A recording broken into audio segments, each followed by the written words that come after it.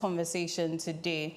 Now, today's conversations are, as usual, going to be very interesting, especially on the main segment where we're going to be talking about food fraud. We're going to be engaging officials from the FDA. Now, the way when we see Zomi or red oil, we think it has to be red to be rich, or we always think that when the color of our food is very deep and dark, that's when the food is rich. Maybe it's not as it seems. Sometimes it could be laced with all kinds of materials to try to attract us. So I'm sure you'll be very interested in that conversation, and we'll be having somebody come to teach us what exactly is going on. And then on the lifestyle segment, yes, the special lifestyle segment, birthday edition, as I said, we'll be having our guest here who is a musician. He's balancing school and his career. We'll be talking about that, and of course, we'll be having some nice music also playing out. But for now, let's take our motivational quotes for today, and let's prepare our hearts to be inspired.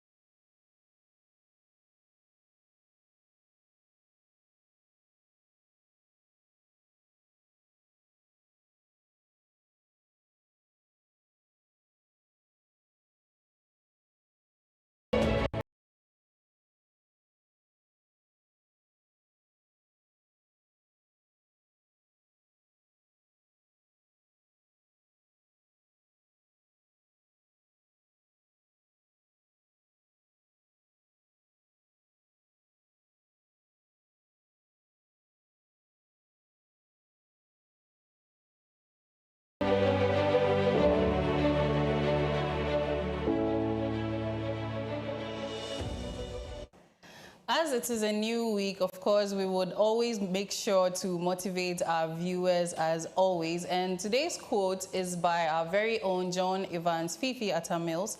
He is our former president. He's also late, a beloved president of this nation. And he says, we must be bold to speak the truth and be prepared to accept the consequences. We must be bold to speak the truth and be prepared to accept the consequences. Now, an expanded version of this quote here says that this quote speaks to the essence of integrity and moral fortitude. In a world where truth is often compromised for convenience, popularity, and even power, President Mills challenges us to take a different path, one of honesty and accountability. To speak the truth and be bold is not merely about voicing facts, but rather about confronting the wrongs, standing up for justice, and refusing to remain silent in the face of corruption or oppression. But truth-telling always comes at a cost, as we know, and it may invite even resistance, criticism, and personal loss. That is why our President Mills calls that his call goes beyond honesty. It is a call for courage. So in as much as we are trying to stand for truth and being bold, we should also be courageous. Now, the courage to speak and the maturity to bear the consequences of the truth without any regrets. Now, whether it is in the public service, in leadership, or everyday life, this quote here reminds us that integrity is not always comfortable, but it is always necessary. And this has been marked even by our president's calm and strength, humility, and even ethical principles. Now, President Mills embodied this message, as we know, with some of the things he said. He told some of the Westerners to do PSM. I'm sure we remember all those things our president did back in the day. If you're too young, then I'm sorry for you. You can ask your parents. Now, his legacy continues to inspire all of us Ghanaians and others around the world to lead lives anchored with truth, not for reward, but for what is right. And I hope that this quote inspires you all to stand for the truth, stand courageous in anything that you're trying to defend, anything that you're trying to oppose, whether it's corruption, and for your integrity. I hope that you're able to be courageous about it. Share this with somebody, share the positivity as this week has also begun. I hope that this week also goes well for all of us. Next is our online print review, and we will be right back.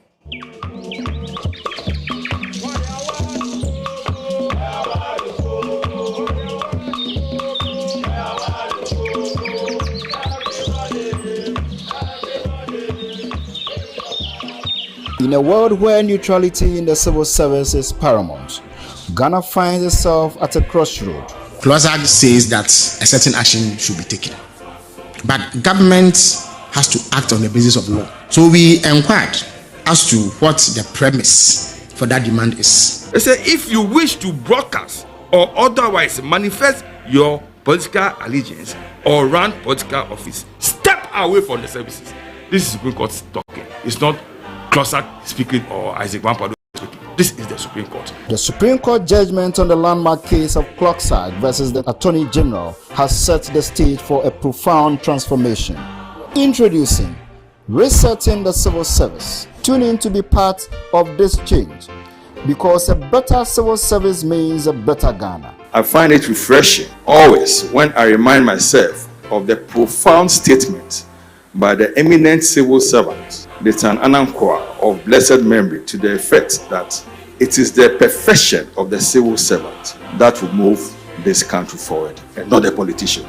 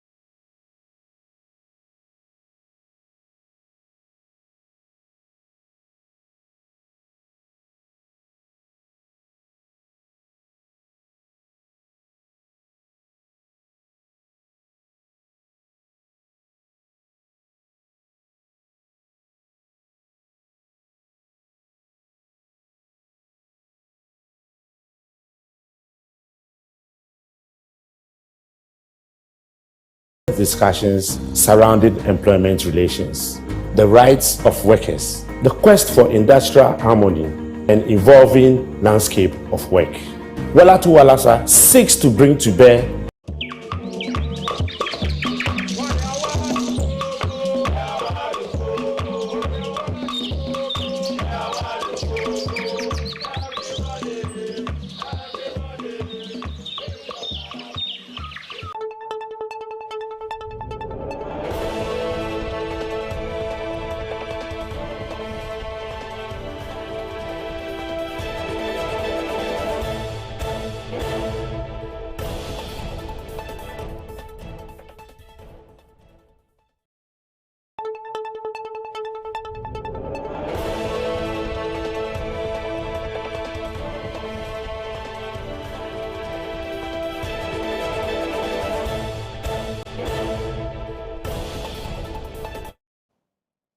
Yeah, welcome back to the Koko Digest Morning Show. And if you're just tuning in, it's time for our online and print review with my co-hosts here with me. I have two fine gentlemen, our businessmen, in the persons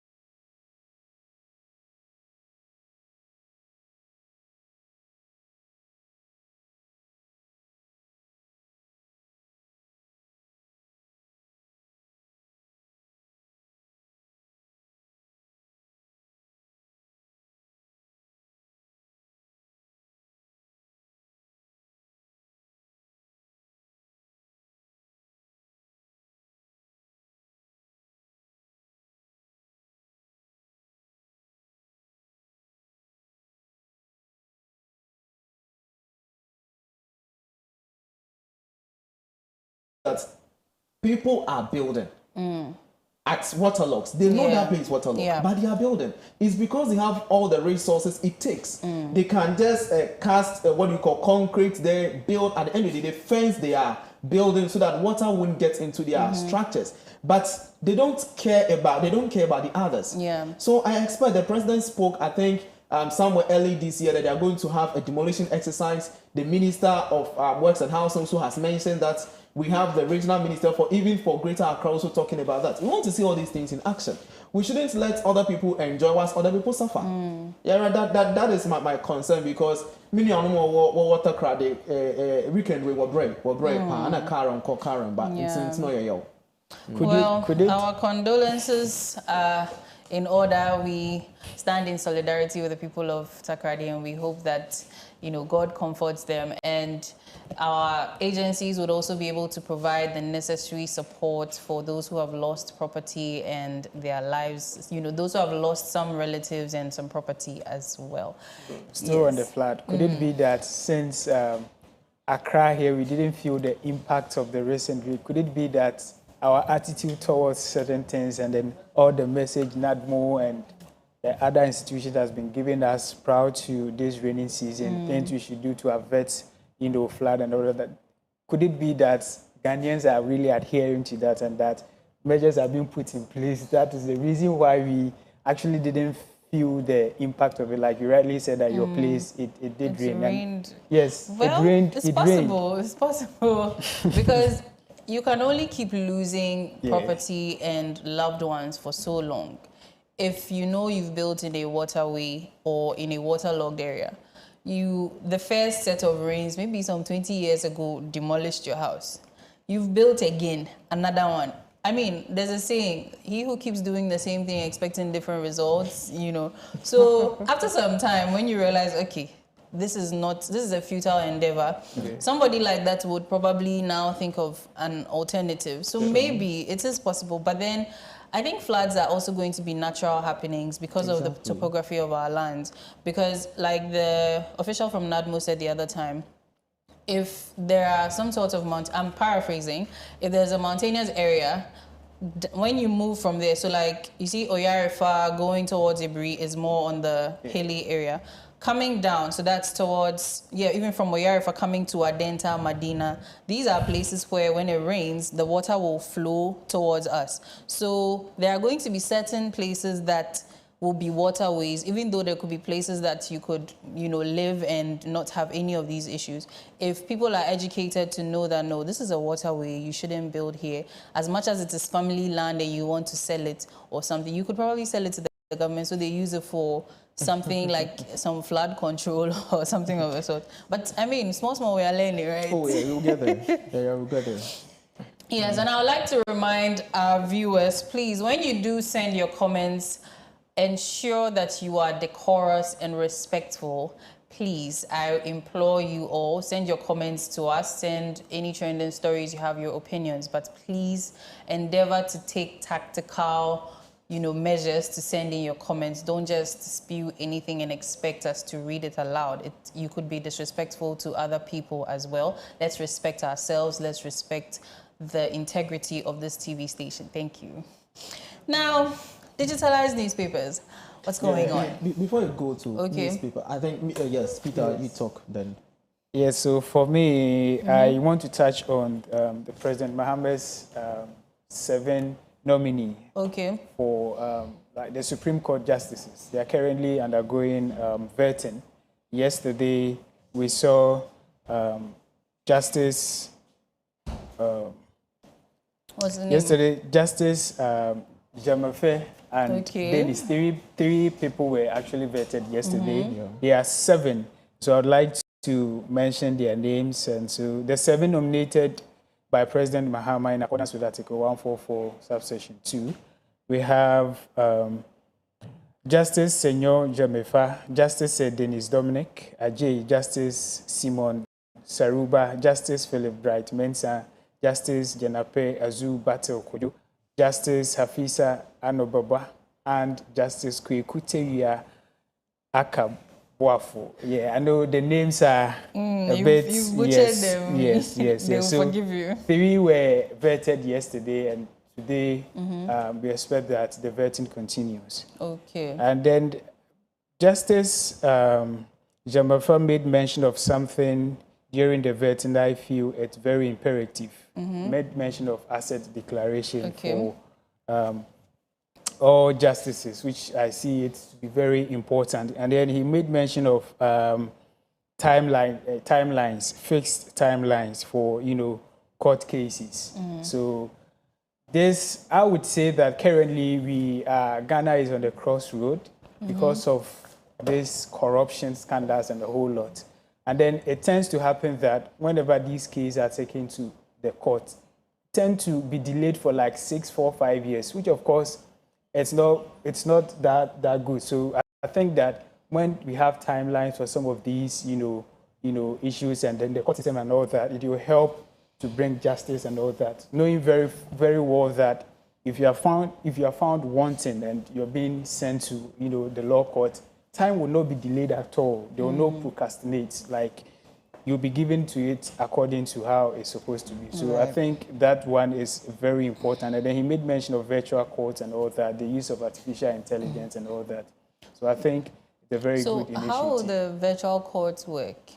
You'll be tried via Zoom? So we will follow this story and be updating viewers as time goes by. So just to add to what Peter talked of, if these 7 nominees go through the process and they all come out, we are going to have a total of 18 justices of the Supreme Court, if all the 7 goes out. So people are asking the question, the capping of the justice at the Supreme Court, should we open it? Should it get to extend? And we hope to see how this whole thing would unfold. Yaira, away from the issues of the justices, let me just touch on last thing before we go to our main story. Clocksag has released a statement, and it's something that I need to read. This statement was released on the 12th of June 2025 about implementation of salary and conditions of service for the staff of the civil service and local government services. I know viewers or others have seen it in the news outlet, and people shouldn't think that because the nurses weren't on strike on the basis of condition of services, that is why the civil and local government is also doing the same. This is something that was agreed upon somewhere last year, and Clocksag has been given the ministry and the minister for employment notice upon notice. So in their that is National Executive Committee meeting that was held on the 12th of June 2025, emergency National Executive Council meeting, then they came into a consensus that they should give government this kind of notice from June 16th to June 30th, so that this issue of condition of services would be addressed accordingly. And if not, then they will look at the next action that they should take. So I think government should take measures as soon as possible. They should meet leadership of Clocksag and make sure that the right thing is done. They shouldn't wait for them to go on strike before they come out hearing a lot of news outlets. We know what happened when nurses went on strike, and we know the civil and local government staff, they are the machinery that pushes government. They are the backbone of all this ministries, this assemblies and all these things. So if they should go on strike, meaning that government business is not going to actually go on. So we want to tell government officials and those in leadership to quickly go to the round table with Clocksag and make sure that the right thing is done. I think also the government can actually even take note of all these institutions or all these associations that were threatening to strike based on arrears they were supposed to be paid or conditions of service, and address their issues, take time with them, meet with them, and then give them some sort of time frame and then talk about whether they've been factored into the budget for this year, so that we don't have a chain reaction of, okay, nurses are striking, MOAG is also on its way to strike, then CLOGSAG. The next is maybe pharmacists or medical students or something, so that these things can be addressed, because it started from the previous administration. Now a new government has come. Some people would argue that a new government has come, you want to stress them. Some people would also say this has been there for a while. So why not take their grievances, listen to them, talk about it, and then find a way as to what exactly they are going to do, so that these people, it's not like it doesn't become as though you've inherited a problem and now it's even a way bigger problem for you than it was for the previous administration. So yes, what you're saying is in the right direction. Let's go quickly to your digitalized newspapers. Now people don't read graphic. Hey, wow. Peter will start with Technology. So I have with me the Daily Graphic, and on the front page, at parliamentary vetting of justices, Zemafa backs Supreme Court in North. Jamefe, right. Teachers aiding candidates to cheat in BEC Warren, WAEC. And then we have new CSD depository post-trade infrastructure to go live. And then we also have abolished justices sitting as additional judges. And so on the front page, like I spoke about not long ago, Justice Jamafe, right? Yes. But so like Clement said, we will follow it keenly. Whatever transpired, we will let our cherished viewers know. All right. Yes. Yeah, so we have the graphic business, and on the front page, it talks about Bank of Ghana takes tough measures on loan defaulters. It's a big issue. When you go to the banking sector and those credits union facilities, they are complaining that people take loan, for example, this kind of MTN loans and stuff, and people end up not paying. So BOG is taking tough measures on such people. And the other story is internet users split over data reduction plan, and we know that story. It came last week that there will be reduction on data. So these are the two main stories happening on graphic business. All right. So can the banks decide to, like, when you come and take a loan and you register with, let's say, your phone numbers and those things, and then maybe you have it's registered on Momo. When you take the loan and you get some money inside, and they'll take it out, like the way quick loan works. Is that possible? So I'm just hoping to see the measures they are going to put in place. But there is a way of taking. But it's funny enough, people take, especially this quick loan, and at the end of the day, they throw the same away and this kind of thing. So this issue, it's another issue we will have to talk about moving forward. Right. Well, quick reminder, Miriam Amnadede is trending on the Koko Digest Morning Show, as today is her birthday. She says I should let you know. Let's go quickly into our online stories, and I'd like to remind you to send in your comments to us. Send your opinions on the stories as well, and then I'll do well to read them. The number is displayed on your screens, and you can also join our Facebook and YouTube live stream, and I'll do well to read your comments out here. So the very first story here, it says public university implicated in the National Service ghost name scandal. Now, the Director General of the National Service Authority, Felix Jimfi, has disclosed that a public university was deeply involved in the ongoing ghost name scandal at the authority. While he withheld the university's name for legal reasons, he confirmed that the institution submitted lists of non-existent students for national service. Now, Mr. Jimfi revealed that the NSA's digital system uncovered several irregularities, though many details remain confidential as the Attorney General's office continues investigations. Now, he also announced that 12,000 ghost names without Ghana cards have been removed from the payroll system, with no one stepping forward to contest their deletion. This revelation follows earlier findings by the Attorney General and the Minister for Justice, Dr. Dominic Ayine, who confirmed that over 548 million Ghana cedis had been stolen through the ghost name scheme. The fraudulent operation allegedly involved the NSA officials, market agents, and other conspirators who created fake names to siphon state funds. Now, charges are expected to be filed against 12 individuals, including a former deputy director, as efforts intensify to audit and clean the authority's payroll system. Now, before we give out our opinions about this. We have a video on the story, so let's have that video displayed so we can. The aforementioned funds. Investigation further established that after ADB transferred the funds into the account of the company, she subsequently transferred the funds into 4 different company accounts, with the names of Amiacom, Scaffold, Oche, and Aristo Logistics and Trading. It was further established that suspect Gifty is a director of Amiacom, and Scaffold Company Limited belongs to suspect Abraham Gazi. That between 3rd March 2023 and 24th May 2024, suspect Gifty transferred 22,925,518 Ghana cedis and 69 pesos to Amiacom, 1 million Ghana cedis to Scaffold, 1,572,000 Ghana cedis to Oche, and 5,200,000 Ghana cedis to Aristo Logistics and Training. So we just viewed the clip, and it seems this scandal, it looks like money. It feels like money heist. This was planned, because it seems as though if not for the crackdown, I don't think we would have even noticed that this is what was going on. And for the fact that there were so many other people involved with this, it was almost untraceable. It was almost foolproof, so to speak. What do you think?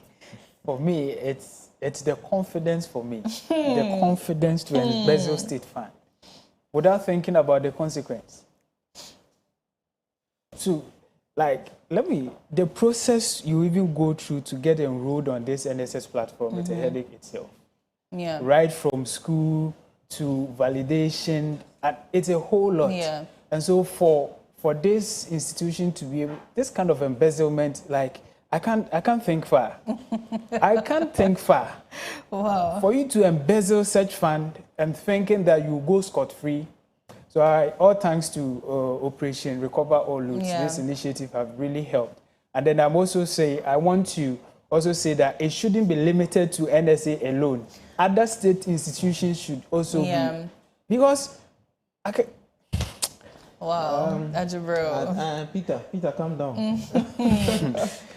It's a sad news that we know the stress our personnel goes through. We all went through it. Exactly. When you go to those who do service at the nursing part, you see, I think early this year, the rotational nurses, they want to strike. The reason being that they've not been paid. Still, they started service. And we know that is how they've been treating the nurses. They don't pay them. It's after their service before they pay them. So if we have an amount of money like this, sitting somewhere, why couldn't they use it to service this kind of people? Aside that, we know service personnel go through a whole lot. Today, the service, the money has not come. Yes, and the money delays, the allowances never come on time. Exactly. And this is the amount of money people are getting. This is the amount of money people are getting.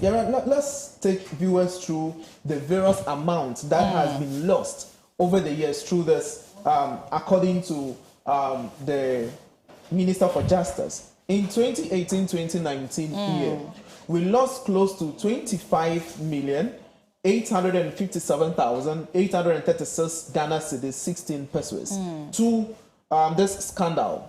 In 2019-2020 year, we lost 21,613,962 Ghana cedis, 24 pesos to this scandal, as the Minister for Justice made us known. In 2020-2021, we lost 55,670,584 Ghana cedis, 32 pesos. 2021-2022, we lost 61,383,025 Ghana cedis, 74 pesos. In 2022-2023, which is unbelievable, we lost close to all, the amount here is 350 million. Yara, when you compare what we lost in 2020-2021 to 2021-2022, when you add them together, even when we add the 4 years together, it does not even equal to what we lost in 2022-2023. So the question is, so it means if they this got more comfortable, more confident. exactly. So the question is, if this thing is really true, then what happened in that very 2022-2023 year of service? I think by that time, I think I was still doing my national service. Then actually, we suffered. My people and we suffered. Close to 350 million Ghana cedis were lost in that year, 2023-2024. Just this one, they lost close to 32,881,157 Ghana cedis and 7 pesos in all. In 6 years, we've lost 548 million 333,542 Ghana cedis, 65 pesos to this scandal. And this scandal is only associated to what we call ghost names. This one is ghost names alone. Oh. We've not gone into the main activities of the service in terms of procurement, in terms of other aspects. It's just ghost names. And then the deductions they make for for the cloth. Yes, exactly. So this is just ghost names. So I think we have, I don't know, but I think we have a big issue in our institutions as a country. Yes, last weekend I was listening to the current acting director general, and it will shock you. In his own words, he said, per their own findings, they realized that some officers who are already working and employed in government institutions have enrolled themselves on the National Service Payroll, and they take allowances on National Service Payroll, at the same time take salary from the institution where they are working at. There's also another kind of discovery they have discovered from their own finders. And even there were allegations that some party foot soldiers actually were enrolled. These are allegations, please. That some of these party foot soldiers who are on social media trying to campaign for the political parties were also enrolled to be able to get something from it as well. And then when I was also reading, I saw something about the fact that there was a national service personnel whose name has been repeated over 200 times. Exactly. Somebody who is about an 80-year-old or between 80 and 90-year-old national service personnel graduate. How do we even have that in the system? How do we have that in the system? And here's the case that we were informed, I think in summer 2020, that now the system has changed. We've moved to the manual way to the digital means, and still digital means people get their way. The last time when I was listening, I was like, who made that digital platform? That's another problem. Because it's a human being. So they could make this system, and if let's say you are the one making the system and I'm the one influencing you, I would probably tell you to write a certain kind of code that would allow these things. But if it is an autonomous body, somebody independent of any influences, when they put together the system, they will be able to take out these things where you can't manipulate it. Because how do we have people who are on the national service scheme and they don't have Ghana cards when it is a requirement? This is because it has been able to be manipulated. There are some loopholes, which is very bad. Because now, I think even for the longest time, there have been those things where you have an IT guy, so, oh, I have a guy, I'll bring him. But maybe there's a plan between those two people to manipulate and make money out of it. Yeah, so this issue was raised during the press briefing. One journalist asked that question, and then the Attorney General said that one will be, it's a contractual agreement. So once they are done with their findings, they'll come to that. They were assured that, like Clement rightly said, that there was not going to be any room for anybody at all to get access to whatever that transpired on the app.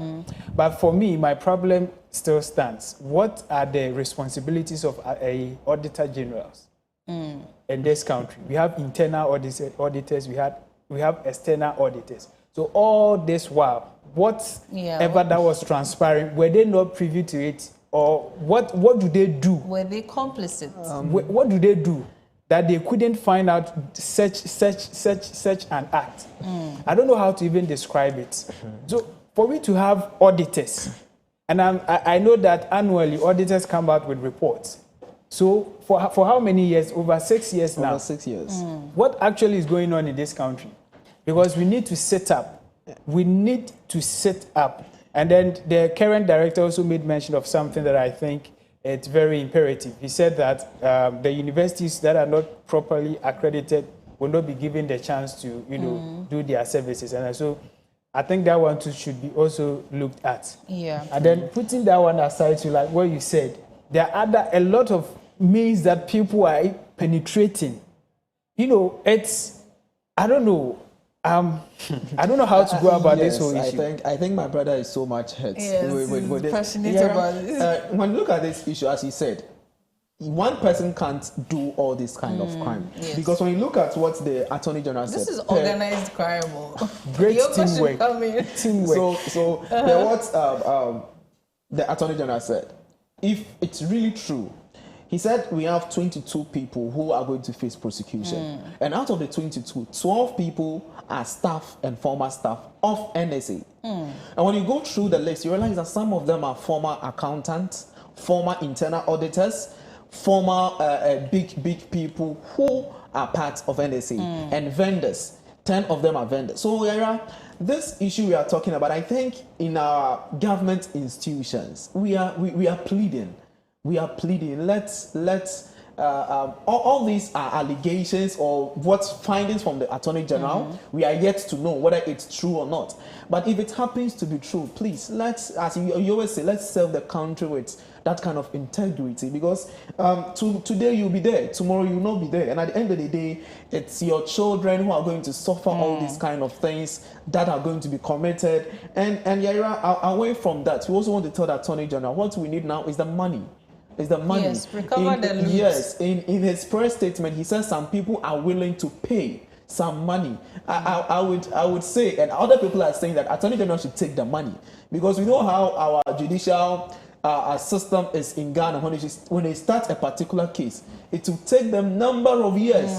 If care is not taken, this administration will end, and we will not get to the final of this issue. We know what happened to the issue of the Attorney General versus the former Finance Minister Ato Forsen and Japan issue, when even in the course of the process, the entity wanted to bring some amount of money, but government said, or Attorney General said no. At the end of the day, we couldn't get even one cedi from these cases. So we want to plead the Attorney General. If they are bringing the money, you should take and still prosecute. That's what people are saying. Add up to what you're saying. Yes, to add up to what you're saying, so taking the money is very imperative, but then they should be punished to serve as a deterrent. Oh, yes. So as they take the money, the punishment should come. That's why I made mention of the fact that this justice who is under vetting made mention of timeliness, so that we wouldn't repeat, what you made mention of, that when issues are brought up, when cases are brought up, they tend to procrastinate to kind of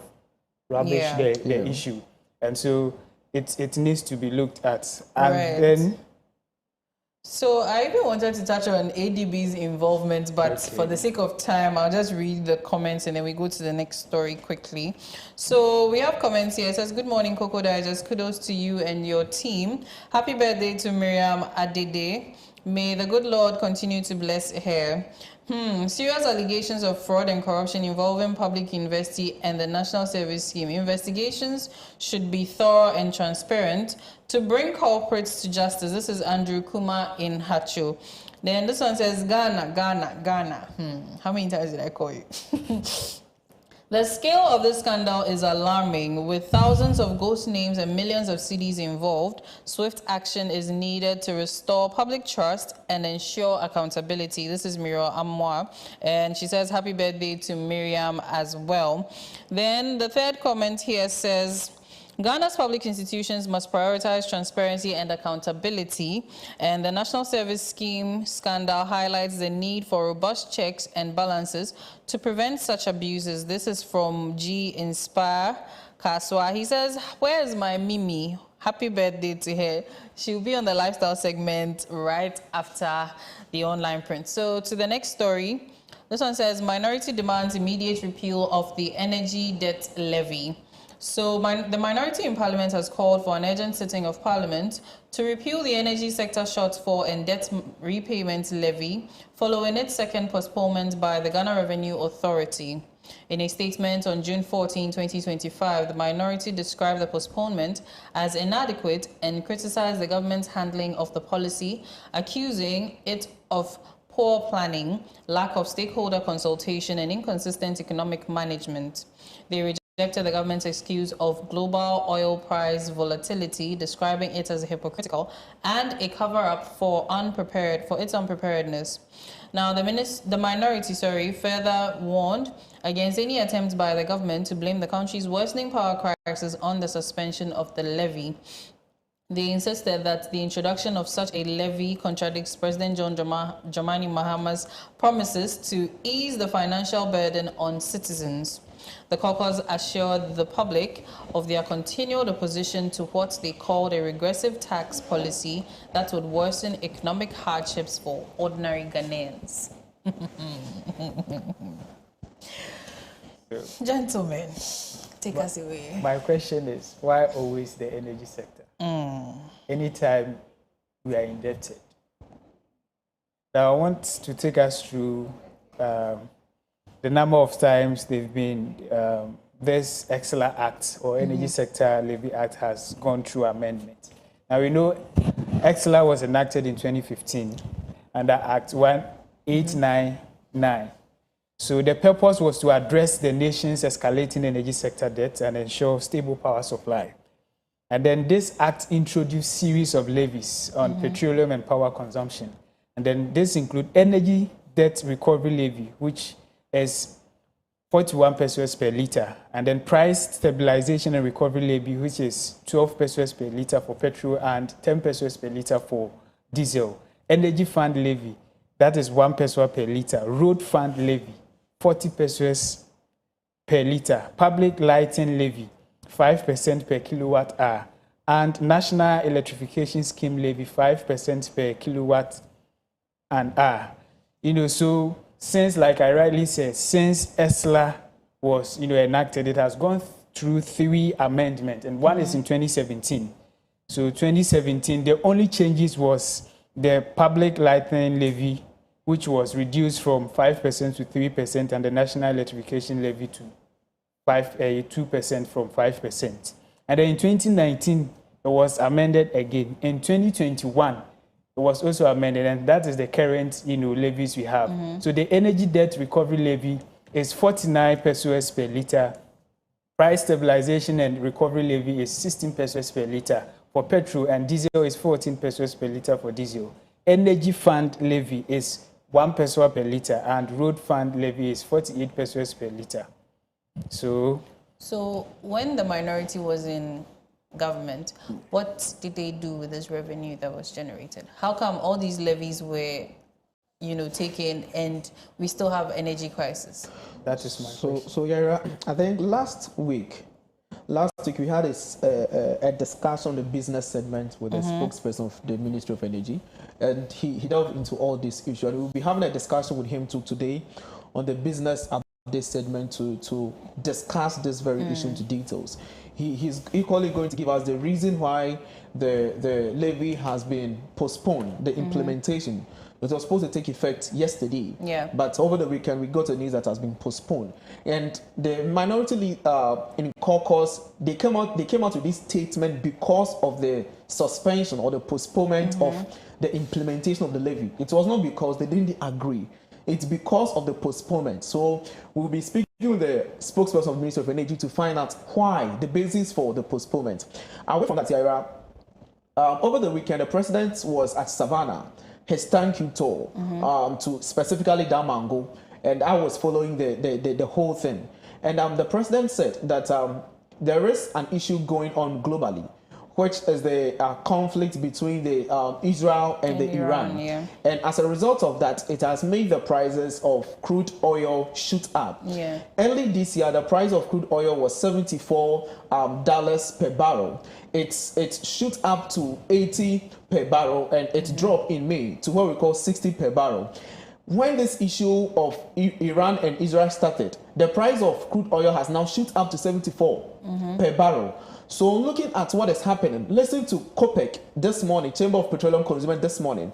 They said that the reason why government has suspended this implementation is because on Friday they were having a consultation with the government, Finance Ministry and Energy Ministry, and they made them know that because of what is happening in Iran and Israel, they think that they should hold on with implementation, because if they don't hold on to implementation, it's going to make prices at the pump go very high, because additional 1 cedi.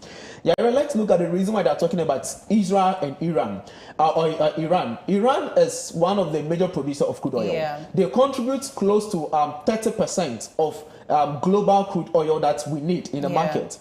There is a ship that we call the Strait ship that exports what we call crude oil to where we call Qatar, where we call the Iran itself, and where we call the UAE, that is Dubai. United Arab Emirates. Yes, as a result of all this, Iran decided to block the transportation of this ship. And if this is to happen, it means you are going to lose close to what we call 25 million barrels per day in the global market. When you look at the global market, a day we need what we call 101 million barrel of crude oil for it to be supplied to the whole world. But if this 25 million is now left out, demand and supply will force the prices of crude oil to shoot up. So this Iran and Israel war is really going to have effect. According to Bloomberg, if this should happen, we are now going to buy a barrel of crude oil for $134. So they should tell you the potential effect of prices of petrol on the Ghana pump that we are expecting to see, because we don't want to go to a situation where we experienced in November 2022, where we were buying petrol for close to 21 Ghana cedis per liter and diesel for somewhere 17 Ghana cedis per liter. We don't want to get there. Yeah. So I think government need to put measures in place as soon as possible to solve this issue. And yes, so hopefully the Israel-Iran war too will not escalate into something that people are calling the incidence of a third world war. We're hoping that the conflicts would also be solved and then the effects would be minimized. So yes, this brings us to the end of this segment. Yes, our time is up, but I'm sure you guys would like to wish Miriam a happy birthday before she comes on her segment. So let's get on with that quickly. Yes. So I want to wish Miriam a happy, glorious birthday. May God continue to bless her, and she should be as sweet as she is. God bless her so much. Happy birthday. Yeah, so she knows we did it behind the scenes. So Mimi, what's everything we discussed behind the scene? Yes, that's how it is. So special happy birthday to Miriam Abna-Dede. We wish you the best. Thank you for being an amazing host, colleague, and friend to us here at Clock TV. We truly appreciate you. And we hope to see you right after this break with your guests. A happy birthday as always.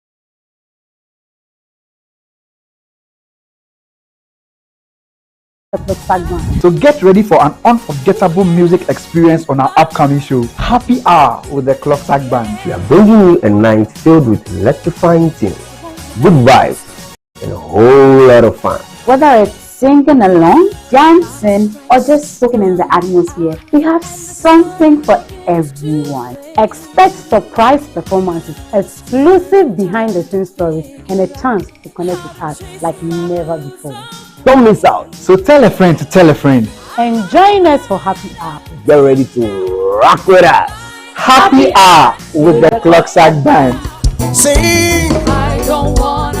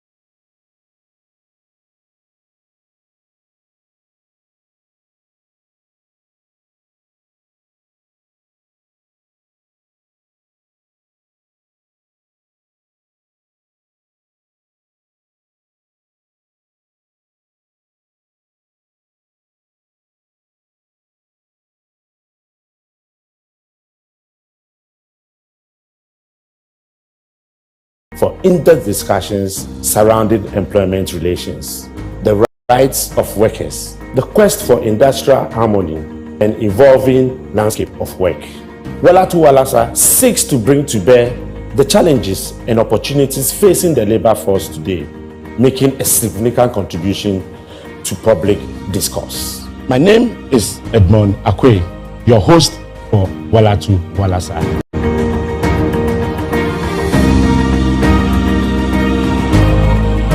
Are you a young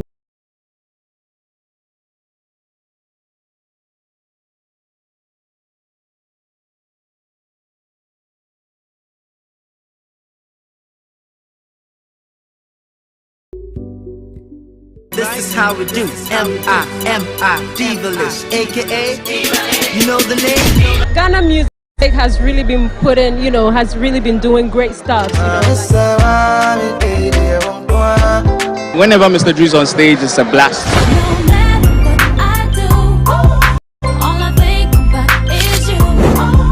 Are you ready to dive into the heart of entertainment? Let's Talk Stuff, where we explore the latest trends in the entertainment industry. From viral moments to hottest celebrity stars, we've got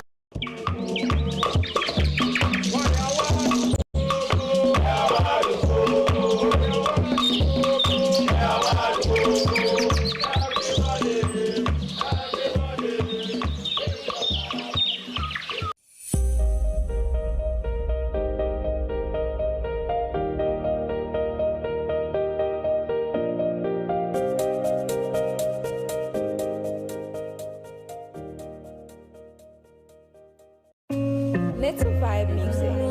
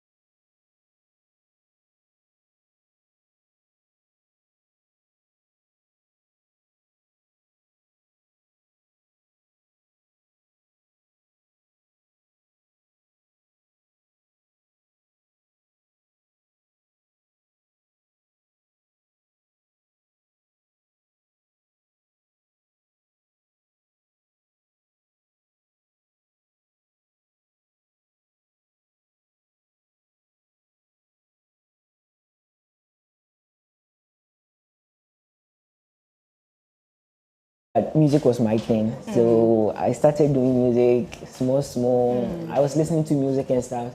Yeah, but that time I was a rapper. Okay. Yeah, so I had to switch from rap to singing because rapping, then they click like You that. know they click. Yeah, Oh, I even wanted to say that. I hope you have some, freestyle for me, cause oh yeah. you It's do. your birthday, so I have to sing. Okay, so how has life been for you as a student and also, an artist? It's not easy. It's not easy. Like being a student and also doing music. Sometimes you see, I feel lazy to go to class, and my boss have to come to my side, come and insult me. Sometimes too, let me see, he beats me for being at my hostel. I should go to class. Then he'll be advising me. He'll be telling me that I should complete the school successfully. Yeah. So what program are you reading at the university? BSc Information Technology. Oh, okay. Yeah. That's a very tough, program. So how do you balance the two?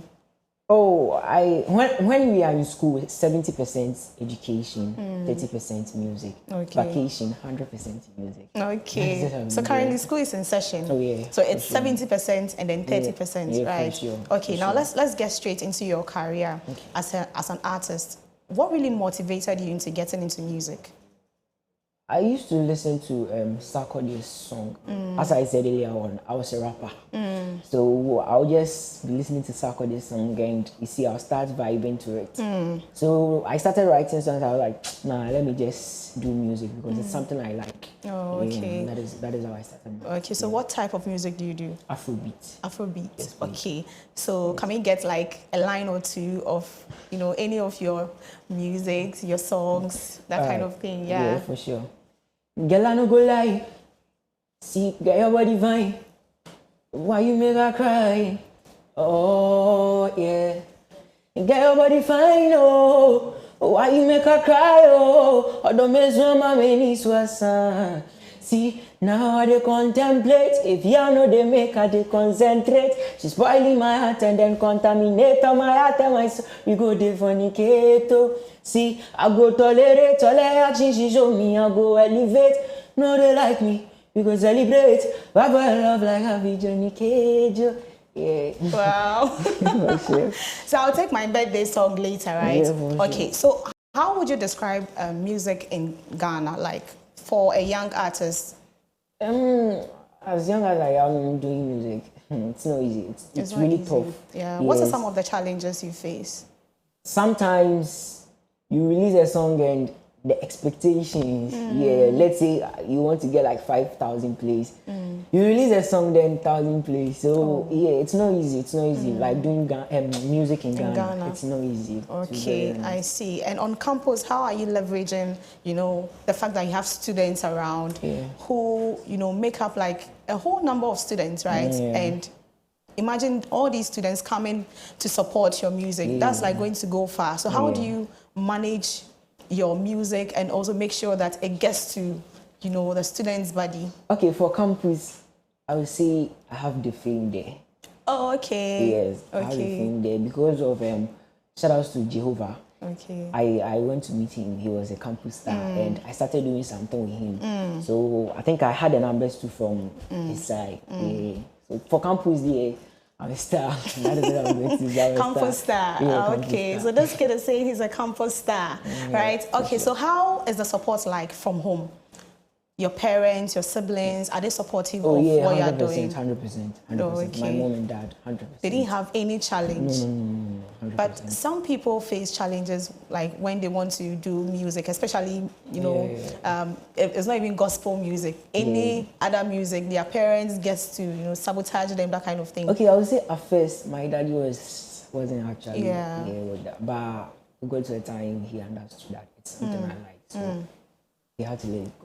And it has really helped you, right? Oh, yeah, for sure. Okay, okay. And what is your support system like? From house? Yeah, from the home, friends? I would say everything is okay. Like, they are okay with it. They are okay. 100% home. So everybody is okay with what they want. In terms of funding too, how do you fund your music? I have a record label. I'm under a record label. Okay. And I would say they're also helping me a lot. I won't lie to you. they are doing massive things, solid things, even underground. Yes. I'm interested. How did you get yourself on a label as young as you are? It's all started when I went to level 100. Okay. Yeah, I think I had this junior in Ghana National College. He linked me to my boss. He was like, "Oh, I'm good. Way back Ghana National College, I was singing and stuff." So he just told my boss that, "Oh, he knows me, so he would love to, do that thing with me." And that was it. Yeah. And how has it been, being on a record label? Some people have said that, being on a record label doesn't really help the artist. You feel limited, you feel restricted. For me, I would say it's the best. Because, it's the best. Yes, if not for my record label, you wouldn't have been here today. So I think they failed me a lot. Okay, so I also know that as an artist, a young one for that matter, in this Ghanaian music industry, sometimes it gets tough. What keeps you going? What is your motivation? Do you have a girlfriend? I don't know. I can't say it here. That one, okay, so what keeps you going? My mom. Your mom? Yeah. That woman inspires me a lot. Yeah. So I would say it's my mom. Yeah, she has been talking to me. She was once a musician, but it didn't get anywhere. So I just. So what exactly does she do to, push you to be the best version of yourself? Her prayers. Her prayers? Yes, and her advice. Yeah, she'll call me and she'll be like, "Don't give up. Continue." Then she'll be giving me examples of the young artists. And I'll be like, "Oh yeah, then it means I can do it." So my mom is the one inspiring me right now. Okay. So what's the long-term goal for you? Are you going to, work with what you are reading in school, or it is still the music career you're going to embark on? I know my dad will be watching this and he wouldn't bear with me, but after school, I'm doing music. Then they should stop paying the school fees. No. I need the certificates. For the certificate, for what? I need it. I don't know why I need it. I need it. Yeah, you need it. Yeah, but you still want to pursue music, right? Yeah. Okay. So in the industry, who do you look up to? Last mate. Okay. Can you sing any of his favorite songs? Oh yeah, for sure. Okay, so give us one. Oh please, I give my love talking to you, mama. I can't deny me love, my heart is aching. Please don't send me up the way you wanna look in my eye and show me a way. I. And anything that I am bad, you don't want me, I'm not okay. Bad boy want to know. Yeah. Wow. Wow. Well, if you just joined us, this is the lifestyle segment here on the Koko Digest Morning Show. It is a different, vibe here on the morning show, because it's a fantastic moment for us here as we are celebrating myself. And so, yes, we are just here throwing more light on this young artist, this kid. He's been doing so well in the music industry. We just want to push him and also push his works as well. Don't forget that we'll be reading our birthday messages, and so you can send in your birthday messages so that we join you in celebrating those amazing people in your life. Right after this conversation, we'll be getting into that, and so we'll be expecting your messages. Now, this kid, let's talk about friends and influence. Okay. How do your friends influence your music? Okay, I would say they also support my. Let me. I saw that you came with I think 2 boys. Yeah. I was about to mention okay. that. Yeah. So let me begin with my producer. Yeah. He's called Excel. I don't know, but he just listened to my songs and he was like, he's having everything on campus. Okay. And we linked up. We started doing moves. And after he produced one of my songs, my management also listened to the track and they're like, oh, they like it. So they would even love to work with him. So I think big ups to Excel and my road manager. Yeah. We're not giving shout out yet. No, I'm just saying, talk about how they influence your music. I'm talking about how you're building it up. Okay. We were like the 2 people like sure. Yeah. So he has also been talking to me, yo, bro, Ebefa, this and that. Big ups killer. So I think they are helping. My friends are helping. They really share my songs on their stats. Even on campus, they'll be like, hey, Charlie, the artists not in can yeah, they are helping me. They are helping me. I see. Yeah, With the fact that you said Ebefa and those kind of things, do you sometimes feel demotivated? Like, me myself, if not for my boss, like they give you up. I remember that is what I would say. Yeah. Sometimes I get demotivated. I have to push. You have to push. Yeah. Okay. So how are you also using social media to, promote your music out there? Okay, so TikTok. That was last month. We went for an interview. I did some freestyle and boom, it was all over the place. So I think TikTok is helping very, very, very much. Okay. Yeah. Speaking about freestyle, I think this is the right time for me to take my freestyle. It's the birthday girl's birthday. So let's go. Okay, so it's the normal birthday song, but then I'll just happy birthday to you. But I'm just going to do it. And then Okay. Yeah, I'll take it like that. Yeah. So, please the name again. Miriam. Okay. Happy birthday to you. Happy birthday to you. Happy birthday, happy birthday, happy birthday, Miriam. May God bless you now. May God bless you now. May God bless, may God bless, may God bless you now. Sorry. But I was expecting some rap, Oh, Miriam, I've not added the I'll use your name for full song. Okay. It's a promise. Okay. Yeah. Okay. Yeah. So what should your fans, the world expect from this kid, in a few years or few months or even, days ahead? Yes, it's plenty, but I'll just say this coming month, we are bringing something massive from the camp of Native Vibe Music. Yes, EPs, I don't know about videos and a whole lot of stuff. Yes, yeah. So we are bringing it harder just next month. They should expect bigger things from this kid. Yeah. Okay, so this kid, there's this thing about young artists that I've realized, lately. It's about stage fright. Like when you are going on stage, how to get confidence and other things. I know a lot of people are watching you. There are so many people looking up to you, even younger ones. How do you get your confidence on stage? Like when you appear?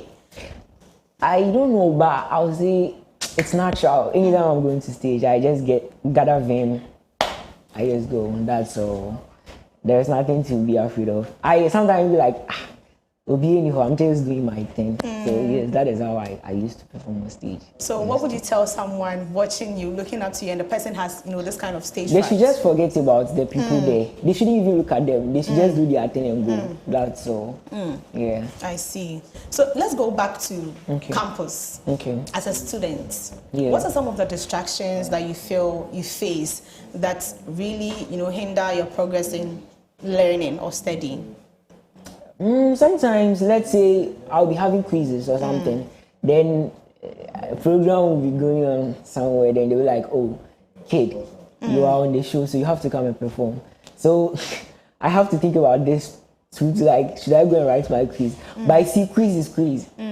The program I can ignore and go and write, yes. So I just choose the school side and I'll vote for that side. Yes, that is it. So you have to choose school first. Yes, because that is the reason why I'm there. So if Black Sheriff is calling you today for a collaboration, are you saying you're going to? Black Hole is Black Hole. Hey. Yeah, that one is big, so I'll go. And your lecturer is watching you. He will understand. He himself will understand. You understand me? Yeah, for sure. Oh, okay. So sure. What are some of your favorite activities on campus aside music? I would say practicals. Practicals? Yeah.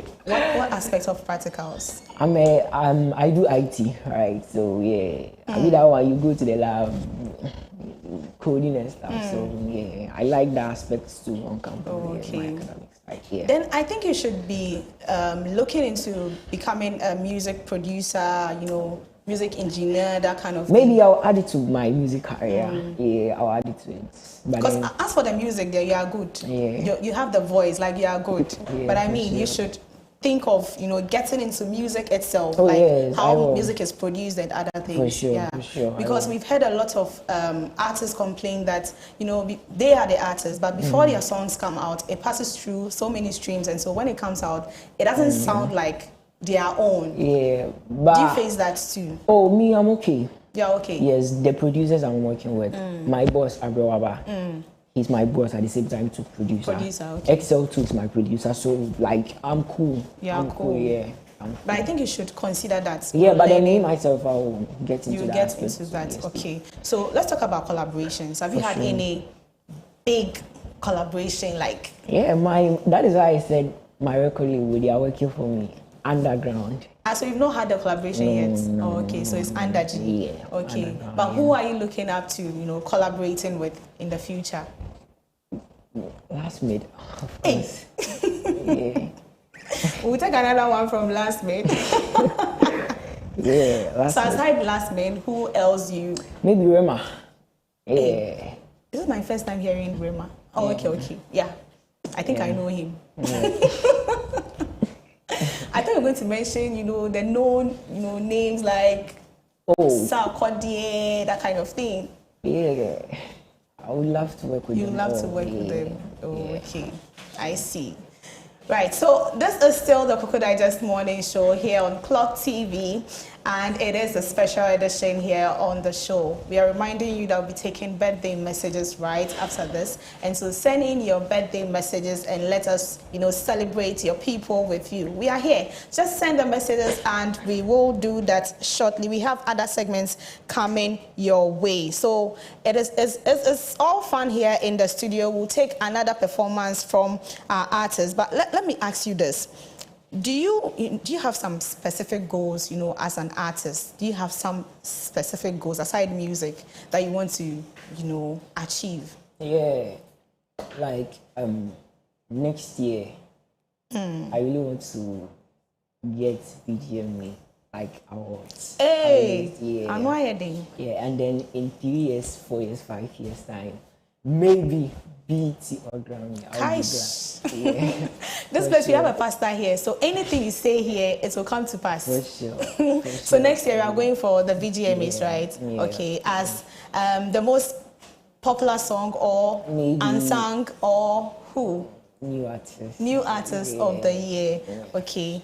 And how many music do you have? How many songs do you have on your label? A lot. You have a lot. Yeah, but I think this midnight we released a new one. Just this midnight, yes, okay. Called Breakfast. Breakfast. Yeah. Can you give us a line or two? Breakfast, yeah. I'm expecting to hear tea and bread and cocoa. Yeah, sure. It is my baby, my baby, my baby. I want you. She knows I want her love. She knows I want her love, baby. The system be tricky. Every lady get sugar daddy. Me and my babe, every day wahala, so wahala. I see you cruising the right with Alaji. What you don't do me enter my body. You don't make I call you my shoddy. I swear I lie, I know be junkie. I see you cruising the right with Alaji. Baby, I know be junkie. I know go force the vibe. Order enough no one breakfast, Brian Che. Somebody carry my baby. She can't follow Alaji. Playboy full for my body. Yeah, so unlucky. See somebody carry my baby go. She follow Alaji. Small boy will no get money. Yeah, so unlucky. Wow. You are really, really talented. Yes. And that confirms the fact that you are called This Kid, right? What went into that name, This Kid? I wanted people to see me and be like, so this is the kid everybody's talking about. Okay, what happens if you grow? Still I'm a kid. You're still a kid? Yeah, for sure. Okay, so what is one, proud moment you can, recall that happened in your career as an artist? When I was trending on Twitter. Hey! Yeah, that was last year. Was it for a positive reason or a negative? Yeah, positive reason. What were you doing? I did a freestyle with my bro called Jehovah. And then all of a sudden we woke up. People were like, yo, you are trending on Twitter, and true. We saw it everywhere. Twitter, TikTok, and I think Instagram. Yeah. Okay. So we'll be taking our birthday messages, but you'll still be here because you're a special artist, right? But I want to find out from you. You said you wanted to collaborate with Last Made and the rest. Why do you think it's important to collaborate with these known artists? You see, they have the numbers. To me, that is yes, they have the numbers. Collaborating with them, there are people to get to see your craft and stuff. Yes, so I think that is the reason why it's important for you to do collaborations and stuff. Okay, so we'll come back to you, right? For sure. Right. So this is still the lifestyle segment, and we are going to, have a twist here where we get to celebrate, our celebrants. So we have a few birthday messages coming through, and so let's take this breaker. We'll be back. I heard today was your birthday.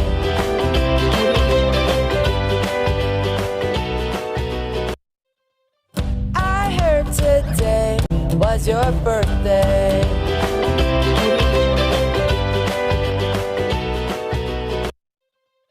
I heard today was your birthday.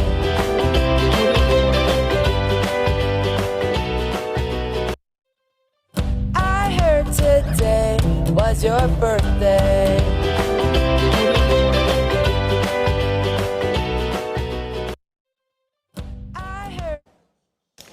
Yeah, welcome back to the Koko Digest Morning Show. Now let's take our first birthday celebrants.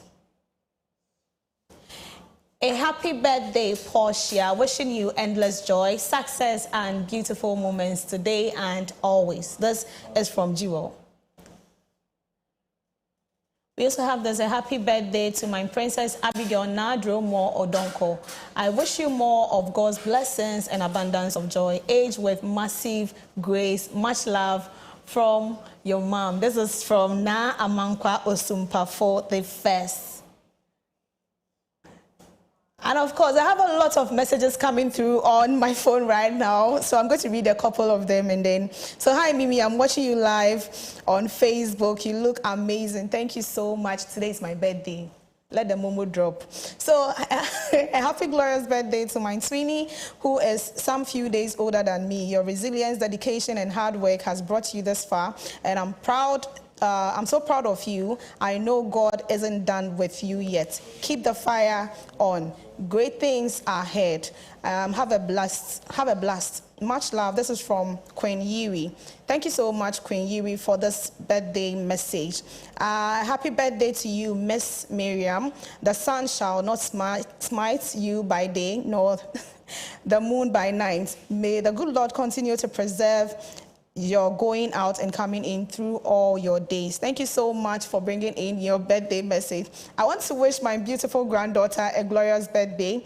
May you be lifted high in all your endeavors, and may the good Lord protect you in every step you take. Chop kisses. This is from your auntie, Auntie Oduma. Thank you, Auntie Oduma, for this birthday message to me. This is also coming in from Vic, Clock TV. She says, a happy birthday, dear. May God uplift, uphold, and enlarge your success, and may the good Lord enhance your days on earth as well. So, Haya, thank you so much. This is also coming from Yaira. Happy birthday, Mimi. You are loved. Higher height. Thank you so much. Good morning, Mimi. The first day you came into my... Hey, Jesus. The first day you came into my life, you have really taught me a lot of things, which has helped me so much. Your words of encouragement, advice, motivation, etc. On this special day, I pray for God's protection, favor, and happiness. You are such an amazing person, and I have never regretted knowing you. Happy birthday to you, Mimi. Thank you so, so much. You guys are making me feel emotional this morning. This is also coming from Bevlin, and she says, a happy, happy birthday to you, Mimi. God richly bless you. You are so, so, so loved. Thank you, Bevlin, Clock TV. And I know from all Clock TV staff, you are wishing me a happy, happy birthday. From James, from, all the technical team, from our programs coordinator, our general manager. Our general manager, Benedict, is, giving me sign languages behind the camera that he's also here. Andy is also behind, giving me some shout outs here and there. Thank you so much, guys. The messages are a lot. Now we have to get straight back into our conversation. It is still the lifestyle segment, and so we are going to take, some performances from our artists. But before that, let's ask him a few questions, because we'll not let him go like that. The airtime is expensive. So that's good. Yes, please. So basically, how would you describe your career, like, as an artist in Ghana? Is it nice? Is it fun? Is it amazing? Is it sad? It's a combination of all you mentioned. It's sad, it's okay sometimes. All that you mentioned, yeah. I see. Have you had the chance to, you know, design your own music, like write your own music, how it should go, how it should play? Do you do that a lot, or you are just an artist that the music is prepared for you to just sing? I write my songs. Sometimes too, we are in the studio, then my management's like, they'll help me out with some things. Yeah, put this one here, don't put this one here. This voice you're not supposed to say. This one, yes, that is how it. I see. Yeah. So I know there are so many students who also want to be like you, but you know, the fear of, you know, being criticized, the fear of, you know, hey, you are just a student, why do you want to do this, is keeping them, you know, aback. What advice do you have for them if they're watching you this morning? They shouldn't stop. Like, they shouldn't stop. Yeah. Yes, that is the only thing I'll tell them. Yeah. Sometimes even me like this, they're like, oh, Charlie, forget about the music thing and focus on the school. Get your this one and go and do doctor, go and do this and stuff. But then nah, they should never stop. They shouldn't stop. Yes, anyone listening to me this morning shouldn't stop. Yeah. So in a sentence or two, how would you describe success to you as an artist? Like, at what point will you get to know that I've reached this level? They have reached. For now, I've not reached. Yes. So maybe when I'm somewhere 40 years old. That is how I know that. Oh, there are so many 40 years, you know, old artists who still think they've not reached. So I'm just asking, what are the signs? What would you see? You know? Yes, and I'm saying I don't want to say I've reached because my targets and everything is very high. So there are no witches here. Oh, you're scared? I'm not scared. I'm not scared of anybody. Okay, but you, let's say somewhere to 25 years. I didn't want to say it, but let's put it that way. Yes. Okay, so we my producer says you have, you know, a performance for us this morning, right? Sure. So let's take that and then we'll be out of here. For sure. Okay. For sure. Right. So let's go. All right. So I'll go by the name This Kid from UCC Cape Coast. I'm coming to perform my first song titled Concentrate. So you have like 3 minutes, okay? All right, sure. So, girl, I no go lie. Get your body fine. See why you make her cry, yeah. Oh, yeah. Get your body fine, oh. Why you make her cry, oh. Odo mezwa meni swasa, yeah. Now they contemplate. If you know they make her, they concentrate. Spoiling my heart and then contaminate my heart and my soul. We go they fornicate.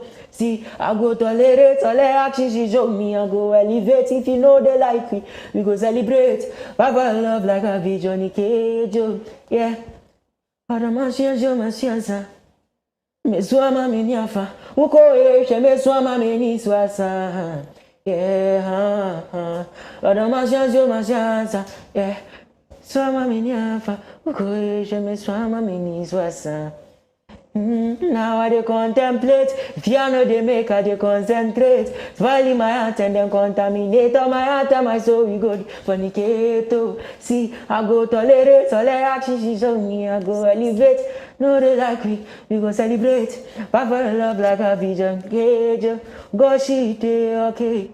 In the bed, baby girl, they play. See, at the right time she go there. Right time she go there. No matter what we go there, okay. See right here, Majipe. Right here, Majipe. Anything girl you want, I go pay. No matter what them go see, I no go hate you. What them in chain, you Brahman about to. Fine girl, your body be the mirror see through. Fine girl, your body be the mirror see through. No matter what them go see, I no go hate you. What them in chain, you Brahman about to. Fine girl, your body be the mirror see through. Fine girl, your body be the mirror see through. Always one, the tata me say, Gigi ni so. Yeah, pasi me Gigi ni so. Yeah, uma me Gigi ni so ati. Always one, the tata me say me Gigi ni so. Yeah, pasi me Gigi ni so. Yeah, uma me Gigi ni so ati. She call me 247. She never did stop calling. See, no matter the weather, my baby go still call me 11, yeah. This Kid, I heard you have a song titled Obapa. Yeah. Please sing that one for me, okay? Okay, for sure. Have you been to Ghana? See, Shadi got a bite. Omoye Kama. I think they've started it, so let me just go with it. Yeah, see, Shadi got a bite. Omoye Kama. She's an African beauty. Brown skin girl from the 60s. Dark skin color from the 60s. Yeah, and so pretty. Yeah, your brown skin color, your dark skin color. I no go lie, gonna get us more kama. Oba si ma pa ni nanzi pa. Shini ni ama. Your dark skin color. I no go lie, more fine kama. Oba si ma pa ni nanzi pa. Shini ni ama. Oh your papa, oh papa. Oh your papa, oh papa. It's me, oh your papa, oh papa. Yeah, oh your papa, oh yeah, oh fi Ashanti, oh papa ni kasa, oh the Koko so na nyo, uni kasa, sa the one mami boza, oh yeah, ibeniba, yeah, the one in West me kama, was my guest on the lifestyle segment today, and he says he is this kid. And so when you see him, just call him this kid. He was my guest on the lifestyle segment today as we discussed, you know, the stage and school, how the balance is like. And I hope you have been informed and as well entertained. Now up next, we have our sports guy coming through right now. So let's take this breaker. We'll be back.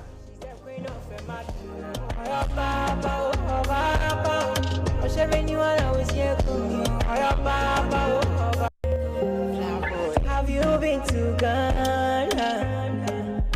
See, shorty got a vibe. I'm where Kama. She's an African beauty. Dark skin girl from the 60s. Brown skin color, them so pretty. See them so pretty. Your brown skin color, your dark skin color. I no go lie, Ghana girls wear Kama. Obasi opa nene nanti apa.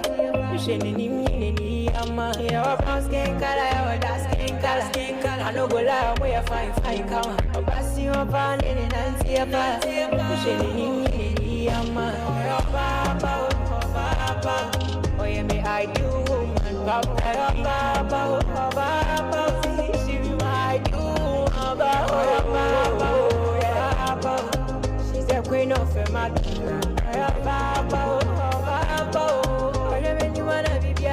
oh, free Ashanti, Baba, Nini Casa, but the Koko so nanano, William Casa, Sado, one of my bones. Why are you Beniba? Why am I Beniba? Janet Toman in the West, they come, you are Fancy Niba, but my obo Medino, Nebro Fono, if you want, if you are, Kamalini. If you a burger, if you west, if you central, if you red, I got a voter, if you easty, half of my, over again to India, sir. Miss Amechi, I can't get some of your best. She's the queen of a mat. She's the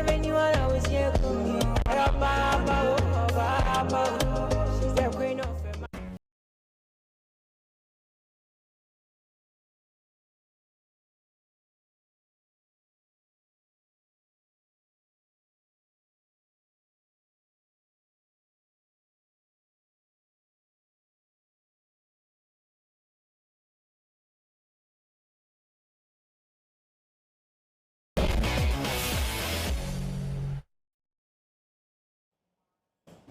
Hello, lovely people. You're welcome back to the Koko Digest Morning Show. And our favorite, I mean your favorite, my favorite, is here with us in the studio, Benedict Nketia-Kwateng. He's here to take us into the world of sports. Hi, Benedict. Hello. Today's my birthday, Benedict. Yes, a happy birthday to you. Tell me one thing you like about me. Well, first of all, let me just admire this creation. I mean, God is very good. I mean, there is none like Him. But sometimes when we look at His creation, we can only say nothing but admire. You're looking good this morning. Thank you very much. And then a happy birthday to you. Thank you. You have a very lovely smile. I mean, that's one thing I love about you. So, yeah. Thank you, Benedict. Oh, God. Benedict, take us away. Take us away. Okay, lovely viewers, a good morning to you and welcome to the Sports Update segment. Here we'll bring you nothing but the best.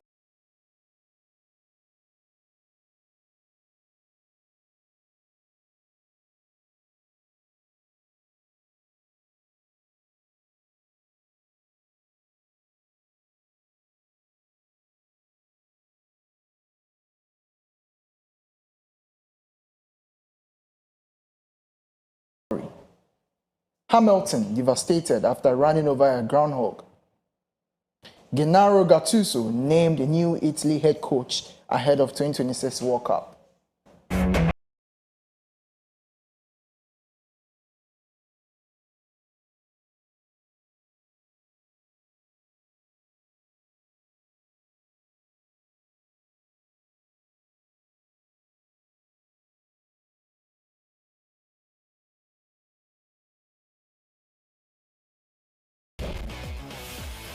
Now to the main story. Right to Dream Academy has won a significant legal victory against FIFA at the Court of Arbitration for Sports. The ruling concerning the allocation of development fees from Ernest Nuama's 25 million pound transfer overturns a previous FIFA decision. CAS has ordered FIFA to revise its decision, affirming Right to Dream's claim to the solidarity payment based on accurate developmental records. Okay. Asante Kotoko has qualified for the 2025-2026 CAF Confederation Cup after winning the MTN FA Cup final. The Pokupan Warriors defeated Golden Kicks FC 2-1, securing their 10th FA Cup title. This marks a return to continental competition for the club, generating excitement among fans. With a blend of experienced players and promising talent,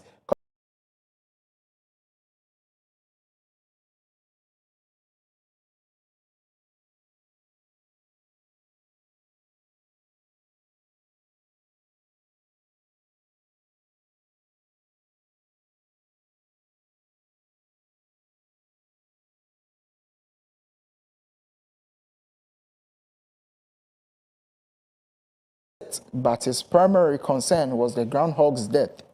Groundhogs, a type of large ground squirrel native to North America, are commonly around the track in Montreal, which is on an artificial island in the St. Lawrence River. Italy has appointed Gennaro Gattuso as their new head coach.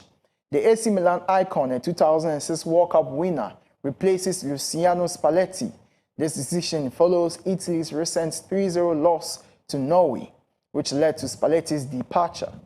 Gattuso, known for his passion, now lead the Azzurri, aiming to restore the team's dominance. And that is it for the Sports Update segment. Mimi, very girl, of course, back to you. Benedict, I really enjoyed, today's sports, especially with the news on Asante Kotoko, right? Yes. They're winning. And I must say that Asante Kotoko is one of the teams or the local teams I like so much.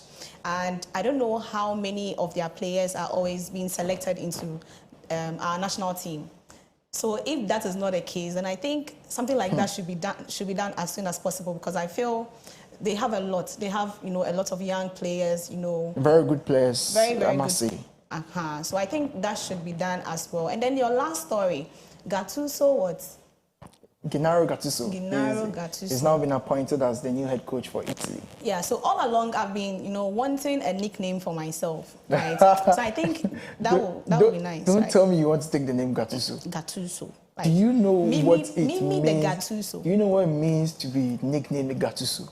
Do you know Gattuso? Did you watch the 2006 World Cup? No. Or have you watched anything related to Gattuso? Tell me about it. Okay, so Gattuso is a known hot-headed person. Oh, okay. He doesn't tolerate nonsense. I want to be like Gattuso. Yes, but he he likes violence. Let me put it that way. He doesn't let bygones be bygones. Oh, okay. So I don't think you witnessed the 2006 World Cup or so you he's watched. like Sule Muntari because I heard Yes, Sule but was also like that. but the times two of Sule Muntari. Hey. I mean, he's a hot-headed guy, very short. Then, he's a very good player. I mean, when it comes to his professional life, the sport he's found himself in, that is football, he's very good, and then he's very, very tactical. Gattuso led the AC Milan team against Liverpool during the Champions League, and they did very well. I mean, it was a team that came back to win. When they were down by 3-0, they came back and then they won the Champions League. So Gattuso is a very good player,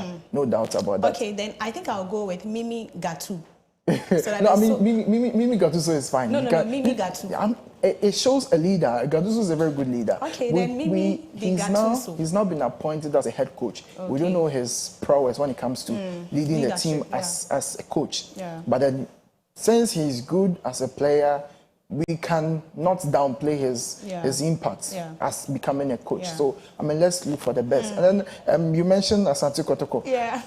Let me ask this question. This is a very controversial question, but do you watch the Premier League, the Ghana Premier League at all, the local games? Once a while. So there's this campaign I would like to push forward. Okay. That there are women out there in this country who enjoy football, but most of them are interested in European football. It's because of our boyfriends, so let us start cultivating the habit of enjoying our local leagues. You know, the FA Cup, this match that between Kotoko and then Golden Cakes, it was one of the most I don't want to exaggerate, but it was amazing. It was amazing. It was a wonderful game. Okay. The penalty kick, the last penalty spot that was taken was mesmerizing, because how do you take a penalty at the last minute of a game without even taking any step back? You turn your back against the keeper, and then when the whistle was blown, he just turned around and played the ball. It was very wonderful. It was very mesmerizing. We watched the game. We enjoyed it so much, and there were a lot of ladies around. There were a lot of ladies around, but I think they were all pushed. They all came because maybe their husbands, their boyfriends were coming. Right. But I would like to encourage our ladies, our women to put in more effort into the Ghana Premier League. I mean, you will love it, you enjoy it. Right. We have some of our women too playing in the Women League. So, I mean, I would encourage. I think ladies are attracted to, nice things. So, the GFA should make our local leagues very, exciting, interesting, attractive. We are getting there. Yeah, so that we can also come in and be wearing the jerseys. Don't worry. Actually, I don't like local teams' jerseys. I don't know why. They look some way big. I don't know. I don't know, but that's just by the way. Let me take this birthday message and then we'll be out of here. Happy birthday to the next big TV star. Okay, radio journalist in the world. Okay. I wish you more of God's blessings and more of everything you wish for yourself. Enjoy your day. This is from Na Amankwa Osumpa for the first. Thank you so much for bringing in your message, Benedict. Yes. Should we sign out? Yes. Let me touch on one last thing. Okay. The Canadian Grand Prix, where Lewis Hamilton, he unfortunately knocked down a groundhog. We can tell Lewis is a lover of animals. Yeah. He loves having natural animals around him, and this was very devastating to him. You could tell from his look. During his interview, you could tell that he was really heartbroken, because it would have been okay if the animal didn't die, but in this case, the animal died. It led to him placing sixth in the final race, but I mean, he wasn't even bothered about the race, his position in the race. He was bothered about the death of the animal, and then I think this is it's a good gesture. I mean, yes, the animals are found around and all that, but having that sympathy towards an animal, I mean, it's good. It's even good he's not a Ghanaian, because we Ghanaians there would have of course. Yes. See ya. Sharp. Thank you so much, Benedict Nketia Kwateng, for bringing us, everything we needed to know about sports in Ghana and across the globe. My name is Miriam Abna Adede, and Benedict Nketia Kwateng did sports with us today. Up next is the business segment with Clement Yabankwe.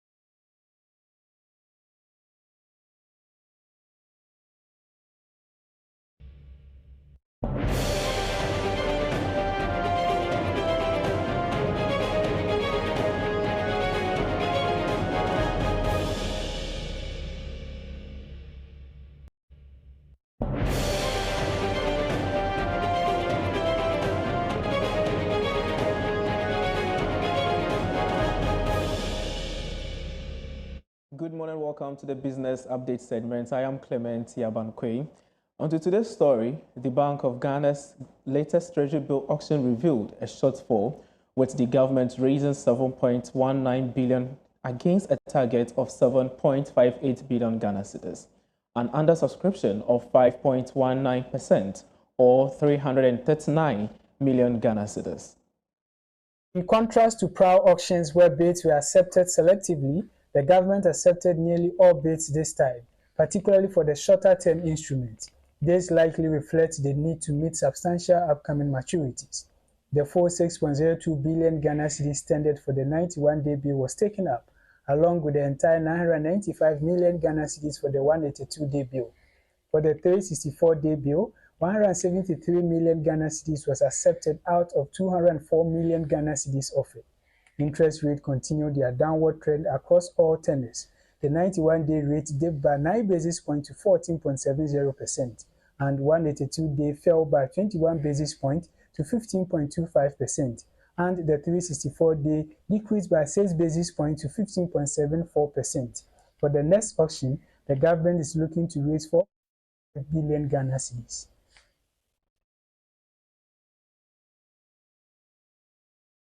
To stay stable during the second pricing window of June, despite rising geopolitical tensions in the Middle East, particularly between Iran and Israel.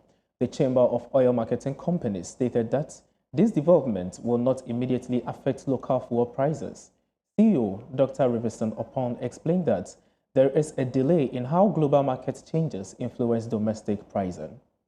Order, which proposed an increase in the energy sector shortfall and debt repayment levy on certain petroleum products, was originally scheduled to take effect on June 16, 2025. However, its implementation has now been postponed. He noted that price increases from Iranian-Israeli conflict won't be reflected at the pump right away. The same applies to decreases. According to the pricing outlook from oil marketing companies for the period of June 16 to 30, 2025, the price of petrol is expected to drop to 11 Ghana cedis 77 pesos per litre. This represents a decrease between 1.1% and 2.25% compared to the prices on June 1, 2025. Diesel is projected to see one of its most significant reductions in recent times, declining by up to 4.3%. With the litre expected to sell at 12 Ghana cedis 13 pesos. Similarly, the price of liquefied petroleum gas is expected to fall by 3.2%, resulting in a kilogram being sold at 13 cedis 30 pesos.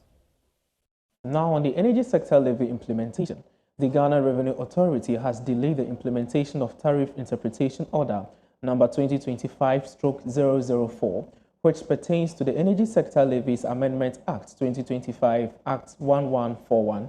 This decision comes after a directive from the Minister of Finance following consultation with key stakeholders. The order, which proposed an increase in the energy sector shortfall and debt repayment levy on certain petroleum products, was originally scheduled to take effect on June 16, 2025. However, its implementation has now been postponed. The order, which proposed an increase in the energy sector shortfall and debt repayment levy on certain petroleum products, was originally scheduled to take effect on June 16, 2025. However, its implementation has now been postponed indefinitely. GRA Commissioner General Anthony Kwesi-Sapon confirmed the postponement in a directive dated June 13 and stated that a new date for enforcement will be announced in due course. So we're supposed to have a discussion with the spokesperson for Ministry of Energy today, but we'll be doing that, God willing, on Thursday for us to get the understanding behind this postponement of the implementation of the energy sector levy. But thank you so much for staying with us for the business update segment. I am Clement Yabankwe. Do enjoy the rest of the show.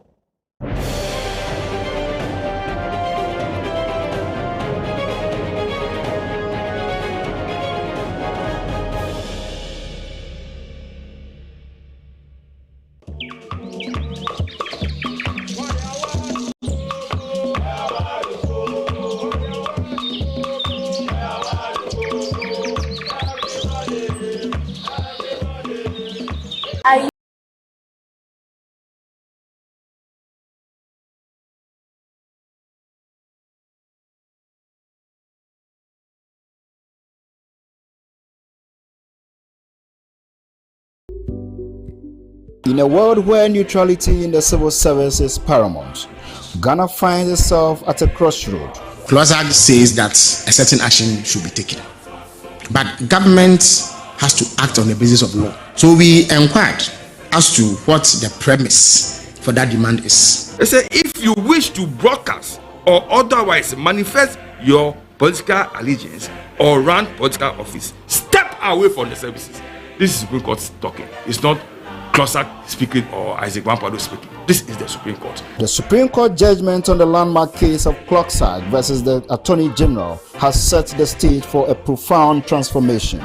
Introducing Resetting the Civil Service. Tune in to be part of this change, because a better civil service means a better Ghana. I find it refreshing always when I remind myself of the profound statement by the eminent civil servant, the Tan Anankwa of blessed memory, to the effect that it is the perfection of the civil servant that will move this country forward, and not the politician.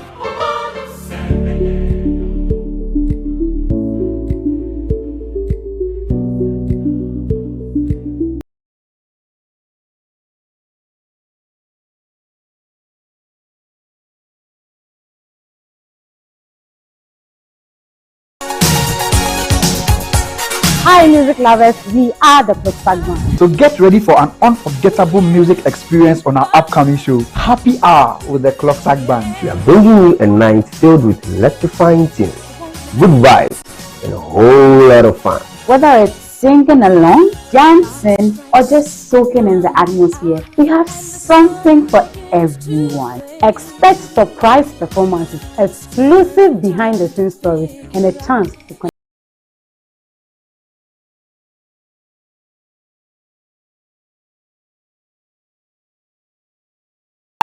Happy Hour with the CLOSAG Band. Sing. I don't wanna wait.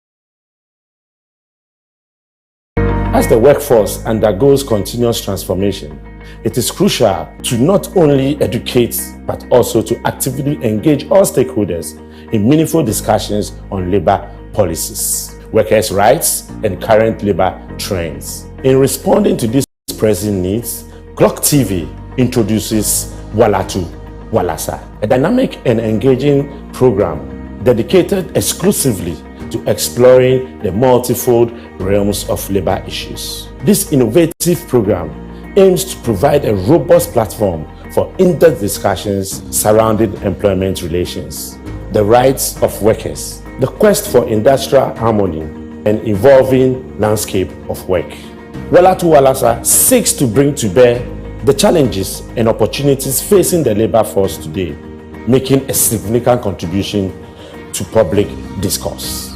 My name is Edmond Akwe, your host for Walatu Walasa.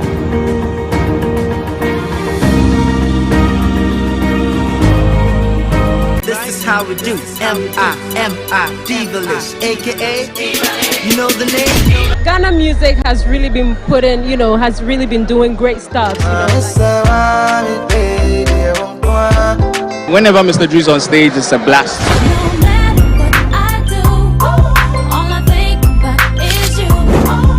Are you ready to dive into the heart of entertainment?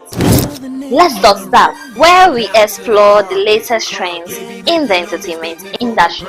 From viral moments to hottest celebrity stars, we've got you covered. Have questions? We want to hear from you. Your voice matters. Let's vibe together. I got a secret. Do you wanna hear it? You're always so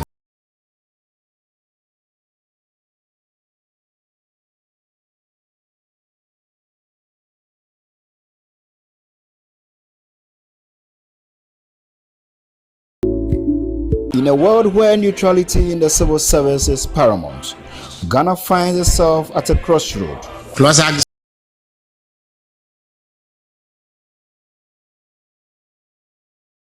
So we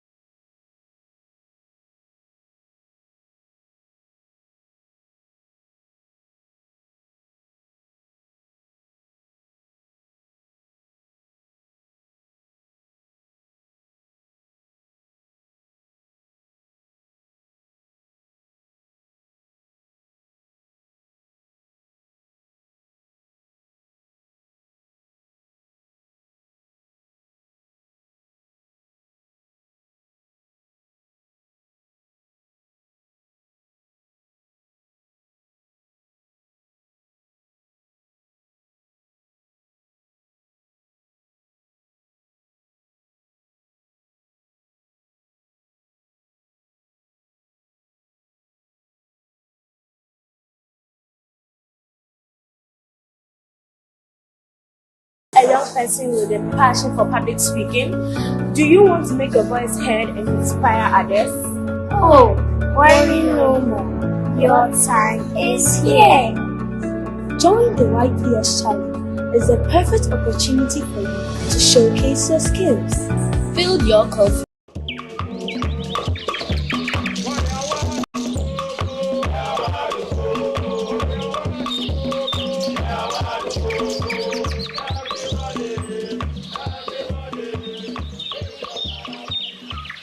Problem there, better call Jesus.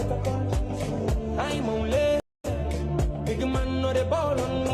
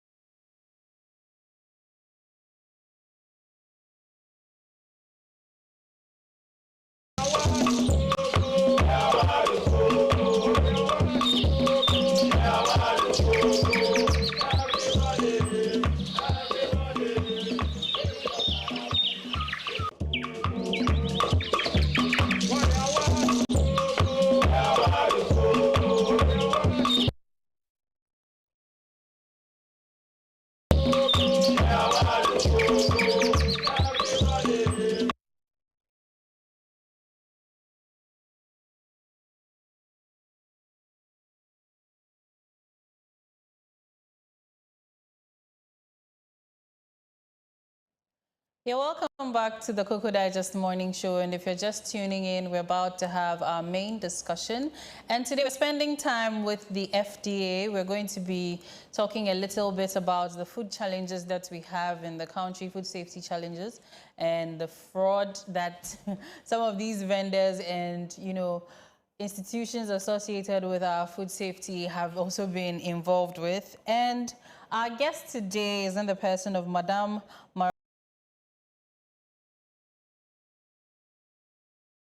and Drugs Authority, and she's here with us and would like to get acquainted with her quickly. Good morning, Good madam. morning. We are so glad to have you here this morning. Thank you. Yes, so I think before we go into the conversation today, please, if you can tell us briefly what the FDA does. Well, okay, so the FDA is the agency that is mandated to ensure the protection of public health and safety with regards to food, drugs, cosmetics, medical devices, household chemical substances. So that is our mandate. We need to ensure that it is safe and we protect public health and safety. Right. So You heard it from the horse's own mouth, everything that FDA does. So yes, if you have any questions for the FDA, any opinions, please keep them tactful and decorous. If you have any questions, you can send them to our WhatsApp number displayed on your screen or onto our Facebook and YouTube live stream as well. And I will read them to her so she can answer your pressing questions. So today's conversation that we're about to undertake is about food challenges, food safety challenges. And I would like to ask our very first one. What are some of the urgent food safety challenges you think we have in the country? Urgent. Everything about food is urgent because it borders on the health of the people.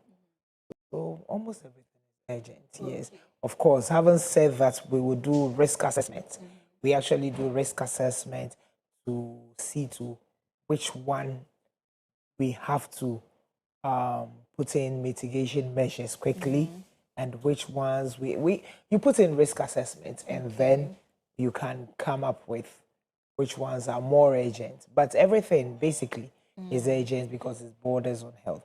There's a risk assessment that will then grade them on the level of which ones address quickly. Okay, so maybe we should sort of categorize them.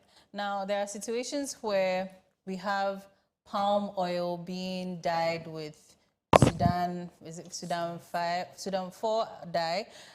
We have oranges, when they are peeled, then they are dipped in some sort of yellow substance.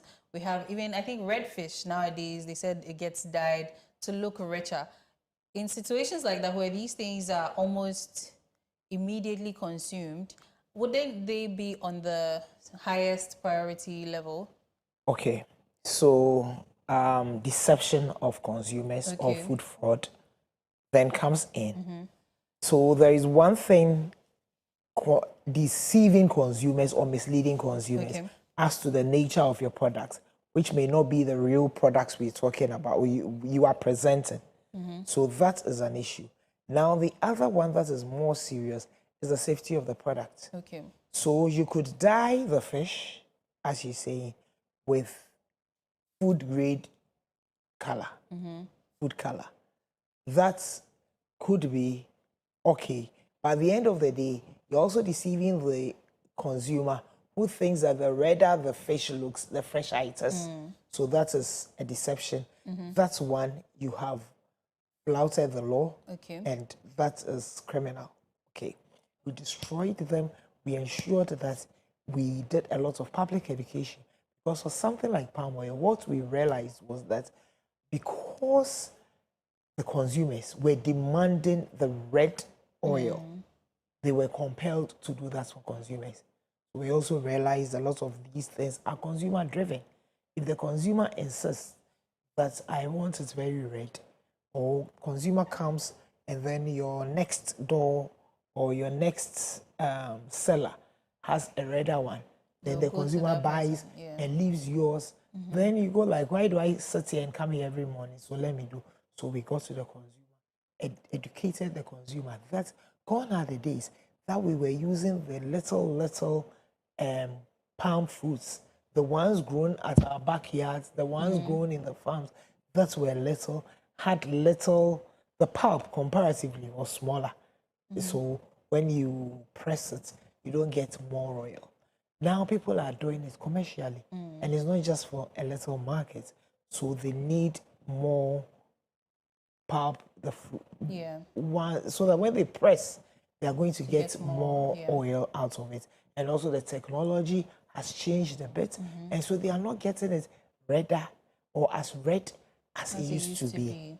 So, and you see, the consumer knows the red one to the extent that in a can it's even called Koko.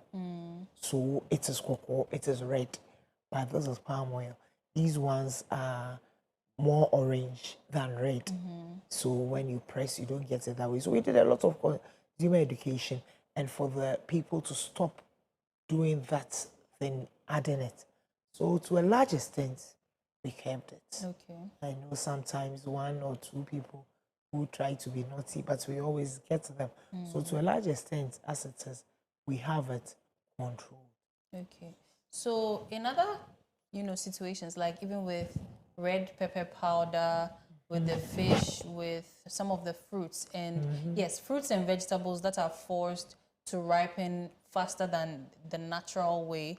How are you able to also handle such an issue? Okay, so the fruits and vegetables, there is a technology where ethylene is used to ripen it faster. Okay, and this is even used especially in the developed countries where they need to transport the products from the farm and to other countries. You know, some in the US, UK, they take them from the South American countries and all that. Yeah. So if it is that it's very ripe, let's say you have the tomatoes very ripe at that level and you are transporting, you end up getting them softer and a lot of them will. So they do that ethylene thing to get it to ripen fast. So under controlled, I mean it's controlled. You just don't pick ethylene and put all of it on the tomato or whatever you want to ripen. And so this is what is accepted. Over here, people may be doing it secretly. They haven't come up really to say we are doing this just for this transportation and things. But as it is, the ripening, if it is done properly, then it is okay. There were times that we heard about plantain being ripened quickly so that it will become the ripened one, just so that they use it and fry and all that. And we heard that they were using carbide. And somewhere, I don't want to mention the name just so that, but we actually went there where they do it to a large extent. We educated them and said, look, this thing you are doing is not good, especially under uncontrolled situations. You don't know the level of chemicals you are introducing in. You do not have an idea how much harm you'll be causing to yourself and to others. So once again, to a large extent, it was reduced. Had it not been so, now that even we don't even have plantain in season, and so they would have gone to ripen the little ones. Yes, and I think there are still certain vendors who do that. A few of them who, but they really get, but not you. You're not so sure as to they do that, but you know that there are some vendors who have the ripe ones, but they don't have it in and they are more expensive. Yes. And the size of the ripe plantains actually are small. Yes, it's very small. It's almost as though they just like banana. Yes, almost like that. And then they are still being sold at the same price as a fully ripe plantain on your food. So the size of the ripe plantain, as you see. Yeah, the finger is very small. It's been cut and then it's on your food as your. Maybe you have to draw my attention to where you find such one so that you see, if this is an allegation you're making, we'll go get into it and investigate to see if they are doing that. Okay, so are there any specific environments that have these risks being higher? Not necessarily. Okay. So is it that, let's say, is it maybe here in Accra, we would have that more in the markets than let's say the hawkers, or maybe even in the more, not open market, let's say in the personalized markets as well? What do you call the personalized? So let's say somebody's small shop as and opposed a to the, yes. Not necessarily once again, but then you see the control of the stationary ones is easier than the itinerary ones. Okay. By the itinerant nature of their work makes it difficult to control them, so to speak. Sometimes you do, and then they know that, oh, we are coming to even look at things, and you can't even find them. They carry their tray and then they move away. Yeah. But the ones that are stationary are easier to control because you know where they are. You can educate them. You go back. You come back to them. Even when it comes to cooked foods, we have the street vendor permits for them. Okay. It's such that when you as a consumer, you get there, you look out for the vendor permits. If there is no vendor permit, then you do buy these things at your own peril. All right. Yeah. So what about in the food manufacturing or processing industries? How is it managed there?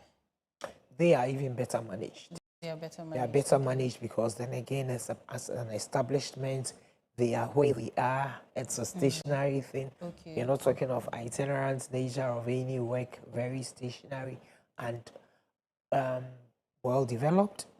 So we give a license to them every year. Okay. And every year we inspect at least once. Sometimes we do more, but then there are quite a number. Okay. So at least once in every year, we go there, look at where you are doing your thing. What systems have you put in place? The inspection we go for is not even just an inspection for, let's say, we just come in today. So you just polish up your place and put things in place. Okay. We look, do you have a system? If you say you sweep every day, show us records of sweeping the place every day, records of dusting the place. When you produce, do you test the products? When you test, where are your results? Or you just produce anything anyhow and then get it in? Do you have periodic checks? Let's see results. Where did you take them? Yeah. Where have you done? And then we look at where you do it, how hygienic the place is. We look at your workers, how knowledgeable they are, even as to the work they are doing. They're doing it anyway, anyhow. Are they even the ones going to be the source of contamination of the products? Have you minimized risk? If you're doing a certain product, do you even know what hazards that these products are prone to? Yeah. And if so, what are your risk mitigation measures? If so, what preventive measures have you put in place so that no person will eat your food and be ill? Okay. So as much as possible, you're doing everything possible to ensure that your food is safe. And a lot of documentation for them because we have what we call the defense of due diligence. Okay. If you today come and tell me you ate some, let's say, plantain that is, so let's use forced to ripen, something forced like that. ripen and then made into plantain chips. And so you say you ate it and you went to the hospital and they said you have ABC problems. What shows that it's not those plantain chips that I've been eating on daily basis. So the person should have documentation. This is where I buy. I mean, raw material acquisition and all that. We look at that. Okay. Where you buy, who do you buy from? What are the things that the person that you're buying from? What are the things they do that ensure that their products are safe? Have you even inspected their place and all that? That's even as you are bringing in your raw materials. Yeah. When you bring it into, what things are you doing? So from the farm to the fork, as much as possible, you have to ensure that at each point, your product is safe. Yeah. And when you have documentation for that, if somebody comes to accuse you of eating your products and having a problem, you can always say, refer to, okay, this is mine. And so that's the defense of due diligence, telling us that you have taken all necessary precautions and exercised due diligence, such that your products will not cause harm to anyone. All right. So at what point does the FDA decide, okay, it's time to clamp down on certain bodies or to go out and educate people on this particular phenomenon? It's a daily thing. Okay. We have a directorate, food safety directorate, that is always out there at various marketplaces. As we are even doing the Food Safety Day celebrations, we did one at the Tema Market, all that. I mean, really, lorry stations, visiting, we mount buses, and just because these are daily things. Yeah. Because you get people who buy salads that are hot. How do you buy salad that is being hogged around and you are boarding a car from here to, let's say, Kumasi, and then you decide to eat some salad that's been hogged? You don't know when it was prepared, how long the hawker has been carrying it, and that salad is not cold. and it has all the cream. I mean, the Ghanaians are like, as they say, pacha, you have it. High water activity, a lot of nutrients in there. Good recipe for microbial growth. So the microorganisms grow, give birth, I mean, really, and they are just increasing in there. And you ingest fats, gets in there, and then in about 3-4 hours, if you haven't gotten to your destination, you tell the driver to look for the next available place for you. Right, but I'm asking because it seems as though something like the palm oil, it became something that got national attention, and then everybody was talking about it on the news. So I'm trying to find out whether, let's say, it gets to that level, or it gets to that level before FDA comes in, or usually FDA is still involved and yet the issue gets exacerbated. So yes, so FDA is always involved. Without FDA, I don't know what would have happened. A lot of things go on, we stop them. You see, our thing is not just about making noise. It's not just about PR things. Our mandate is to protect public health and safety. So we don't do, today we are going here, tomorrow it's our daily work. We don't go anywhere and say, this is what is happening here, so we have gotten here. If we say we are doing that, then the news will always be about us. It's a daily thing. So we you do work it. in the shadows But too. this palm oil became an issue because we had to solve it in such a way that it caused food insecurity to some extent. Because food is an everyday thing. If you tell somebody, don't eat this again, what is the person going to eat? So in that palm oil decision was a difficult one, but we had to make it because at that point we considered that if you don't eat palm oil, you will still get your stews. You can do your kontomire with general cooking oil, the normal cooking oil. People will say for aesthetic reasons, it doesn't look as nice as that. You can do your garden egg stew. You can, and so the other way to is you just go and do palm nut soup. Skim it off the oil and then use it for your, so it's not enough for the chobbers. That's what they will say. And so it was a food security thing at a point because as we had to do that, we had to cause that. But we realized people were not going to get hungry anyway. They will eat their stews. It's just for aesthetics that they wanted there. And you see, one of the things that came up, even when we said we wanted to use the ordinary cooking oil, the normal cooking oil, was, our garden eggs, no, not that one, okra stew. Okra stew, how will it look without the palm nut? So they were just talking about that. So that's why we will not just come out and say, stop ABC. When there is we will solve it. We will solve the problem from the roots, not just the branches. But some of them, when you do even from the roots, you still need to cut off all the branches. Oh, wow. Okay. So what are some of the challenges you face in handling some of these issues? like you mentioned, yes, people are thinking about the aesthetics of what they will eat, but that is more on the trivial end. What are some of the major challenges that you face in these kinds of situations? Major challenges. People don't understand us. They think of the money they are losing. So we sit here, I have a big industry that we have closed down temporarily to fix certain things. They are fixing it, and we will just they will get back to work after we have inspected. 1 day, 2 days of them not working is so much for them. Workers, everything, they have lost a lot of revenue. But that is not our goal. Our goal is to protect public health and safety. But when you are listening to the other one who is losing that money, that person is not talking about public health and safety. That person is talking about the workers that are coming to work and are not earning. I mean, they are paying them, but they are not getting that whatever. That person is talking about the possible market shortage they are going to face.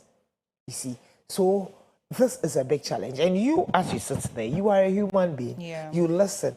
So sometimes it goes to, this one, it is pathetic. But is it so pathetic that you forget about your mandate of protecting public health and safety? So these are big challenges. They hit you.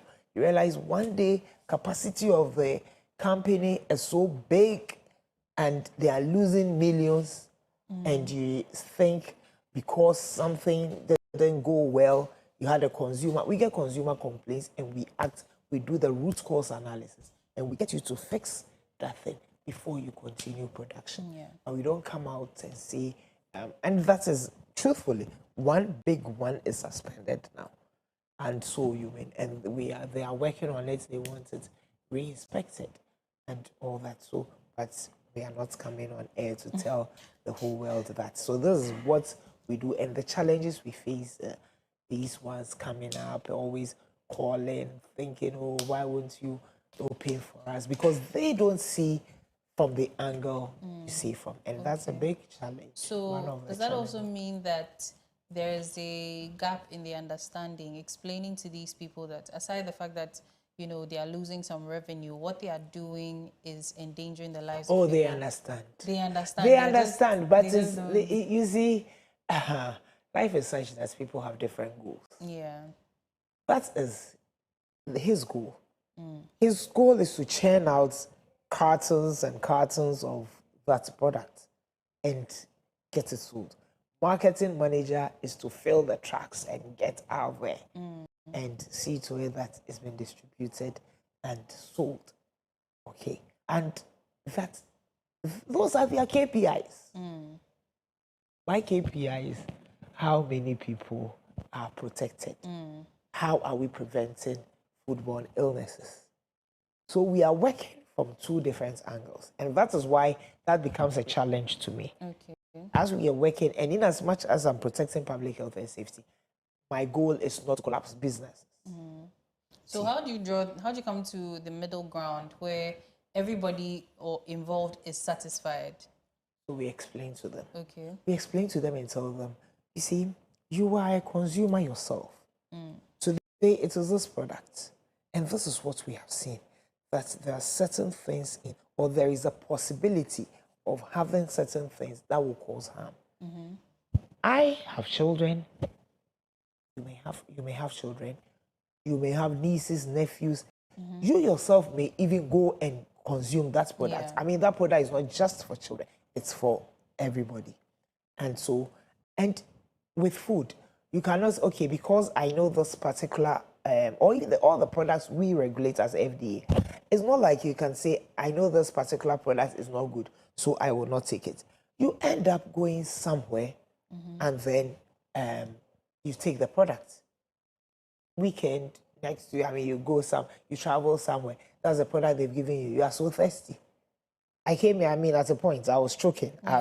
If you had given me any water, would it be some water I'm not comfortable with? No. I have to be comfortable with every water. Because as I'm choking and you offer me water, it has to be any water. And once that water is registered and I have inspected that facility and it's licensed, that's good to go.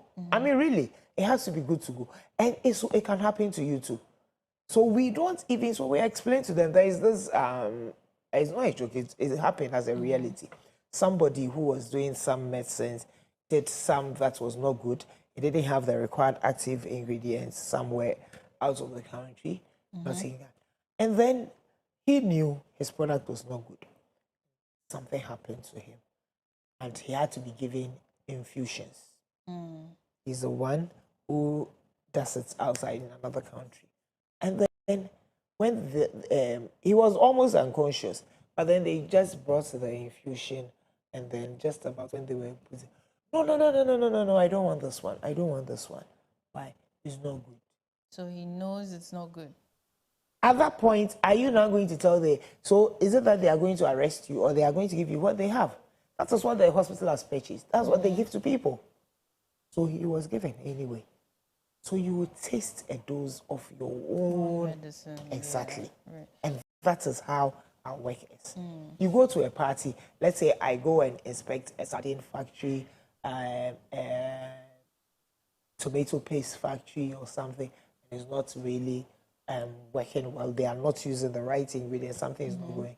When I come to your party and you invite me and you give me some jollof or you give me a sandwich. In fact, I really love sandwiches. So you give me a sandwich and I see and I'm so tempted to eat.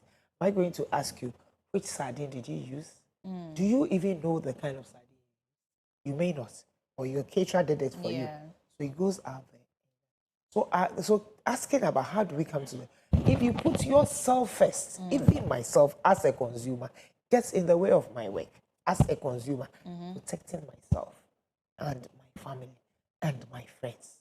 If you think of that, nothing will compromise your work. And the person you are explaining to will understand that you're protecting him or her even at that point, even though they are losing millions because of their product, but what you are doing for them or for others with their products, you do for him or her with other products. All right. So there have been some allegations that some of these multinational corporations that produce food and distribute globally tend to produce a certain caliber of foods for the lesser developed countries like Africa here, the global south. Is that true? And how are you as FDA able to distinguish that this maybe bottle of water that has been imported into Ghana here is slightly different or lacks one or two nutrients as opposed to something in another country? Okay, thank you very much. So, you know, when these multinationals are coming, they do a lot of research. Okay. They do a lot. They can get people coming maybe with their product and they say this is their so-called product. Taste it. You taste this one, blind, whatever. You look at that. Which one do you like? They taste. And at the end of the day, they get what the people, they are selling to like. This is business strategy. Okay. You look and you, they are global, but there is what we call glocalization. It's global, but you localize it such that it will be accepted by the people. So you go around and see what they want.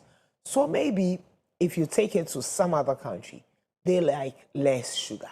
And you come to Ghana, everybody you interviewed wanted more sugar. They didn't like it as they, whatever. What do? You do what they like, as long as it is safe. As I sit here yesterday morning, I opened a can of big beans. Let me not even put in that, whatever. And I just wanted to use it for my breakfast. I didn't read the thing. I knew it was, but I didn't read. You know, there is some that is not so sugary. They really take away and it's still the same brand anyway. But as I was in a hurry, I didn't even look at that one was the one with the less sugar. It's not there in my it's not there in my fridge. I mean, what's the point in eating what you don't enjoy? Even though yes, we want to eat healthily, but this is something. How much of the big beans would I have been eating? 2-3 spoons with my scrambled eggs or something. And so I just ate my scrambled bread just with veggies without the baby. What is this? But this is something someone will like. This is and I think they have done that because of the demand. People may be diabetic and want it to really, they want to still enjoy baked beans. But the taste I have developed for baked beans it's not it. And it's sitting in my fridge. I'm even thinking of who would like a healthier version of baked beans. I tried just a teaspoon. I said, let me leave it. So you see, back to the point. They do the research and they come to it. So when such a multinational may have, let's say, a cocoa, let me use cocoa because Ghana is cocoa. They may have a cocoa drink that may be sugary for Ghana or less sugary for Ghana because we don't want it that way. That is us. As we sit looking at cocoa products, the cocoa products in Ghana are not even as milky as when you go out there. Because we have cocoa and we know cocoa. So we do, it's not so milk chocolate.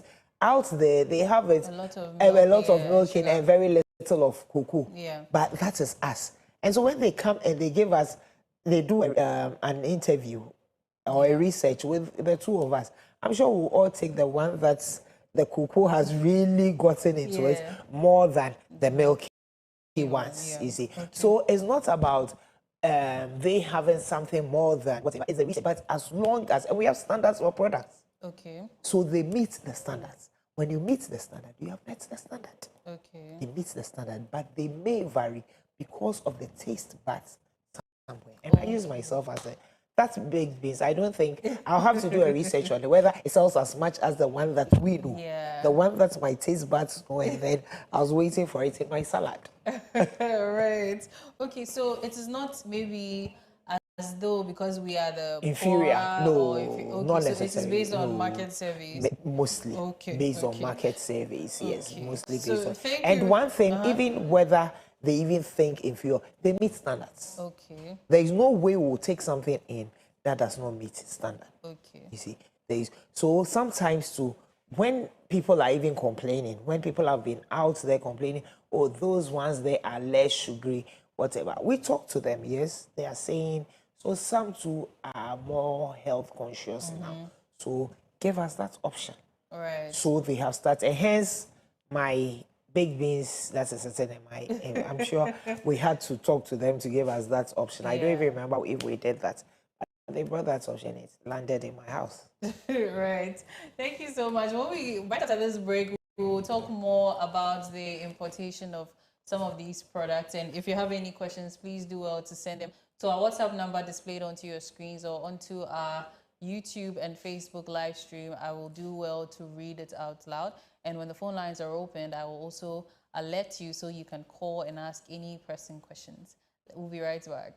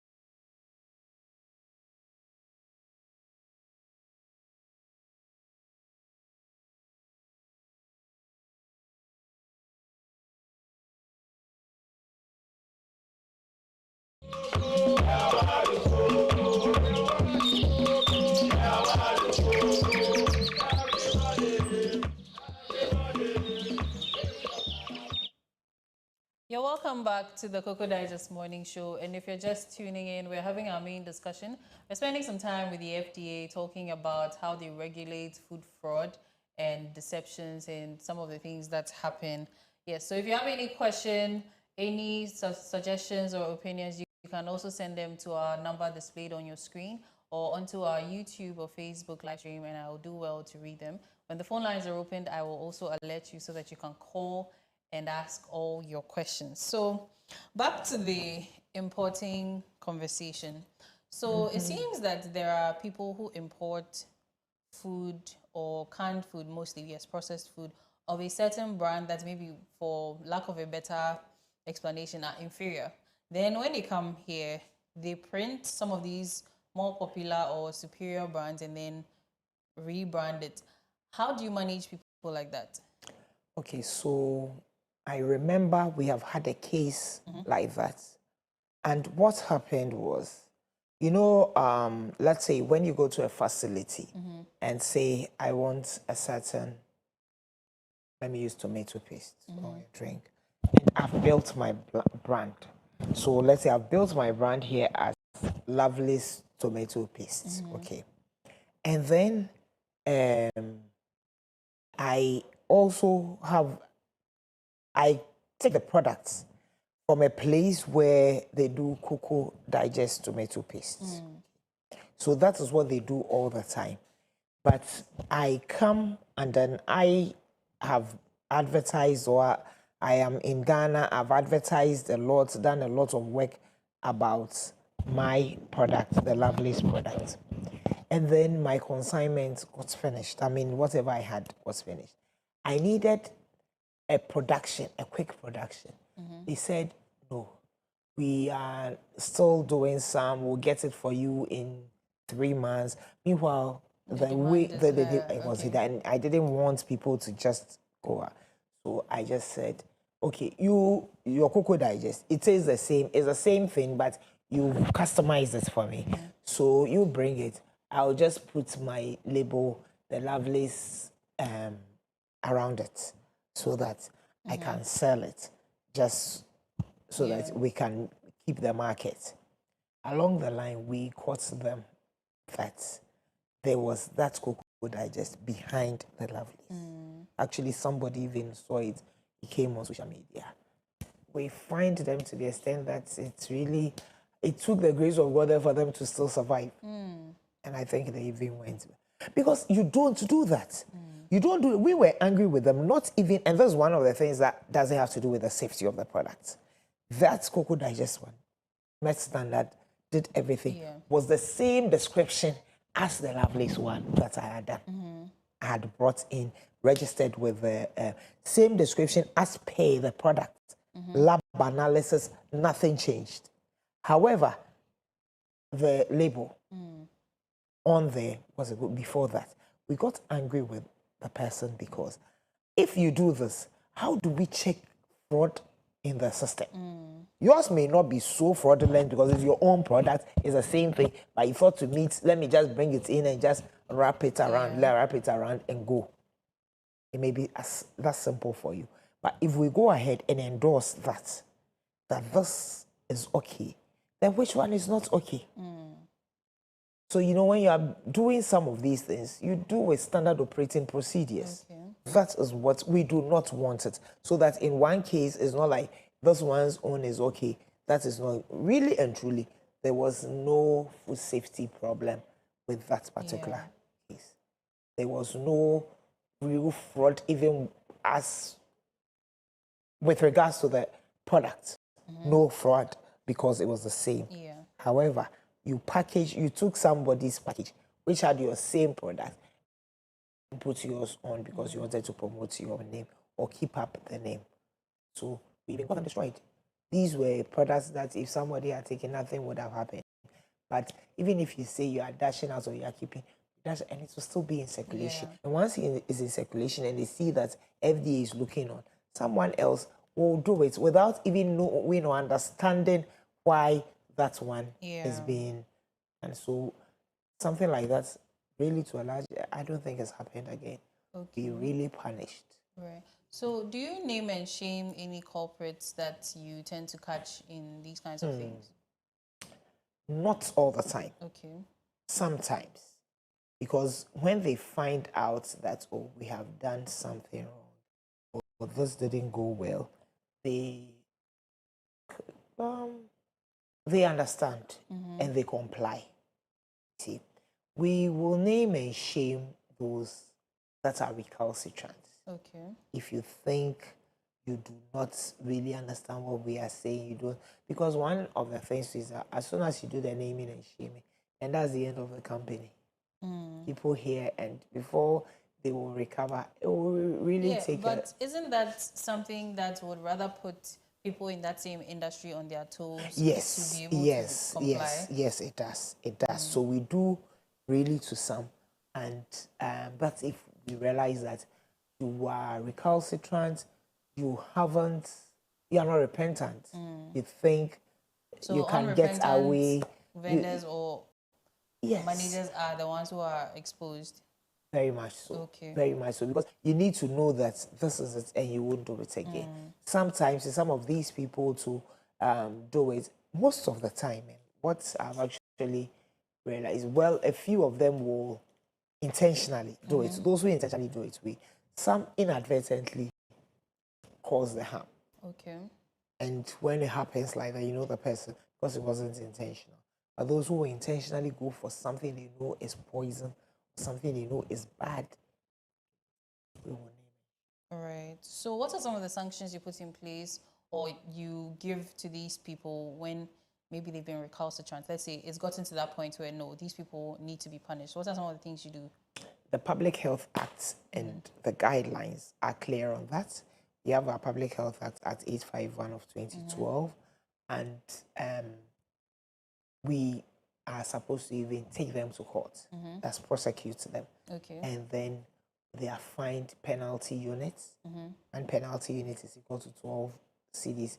By the time they are done with penalty units, they are in the hundreds of thousands, tens of thousands, and all that, or jail term. As we sit here, I think 2 months ago or 3 months ago, somebody has been jailed for 7 years.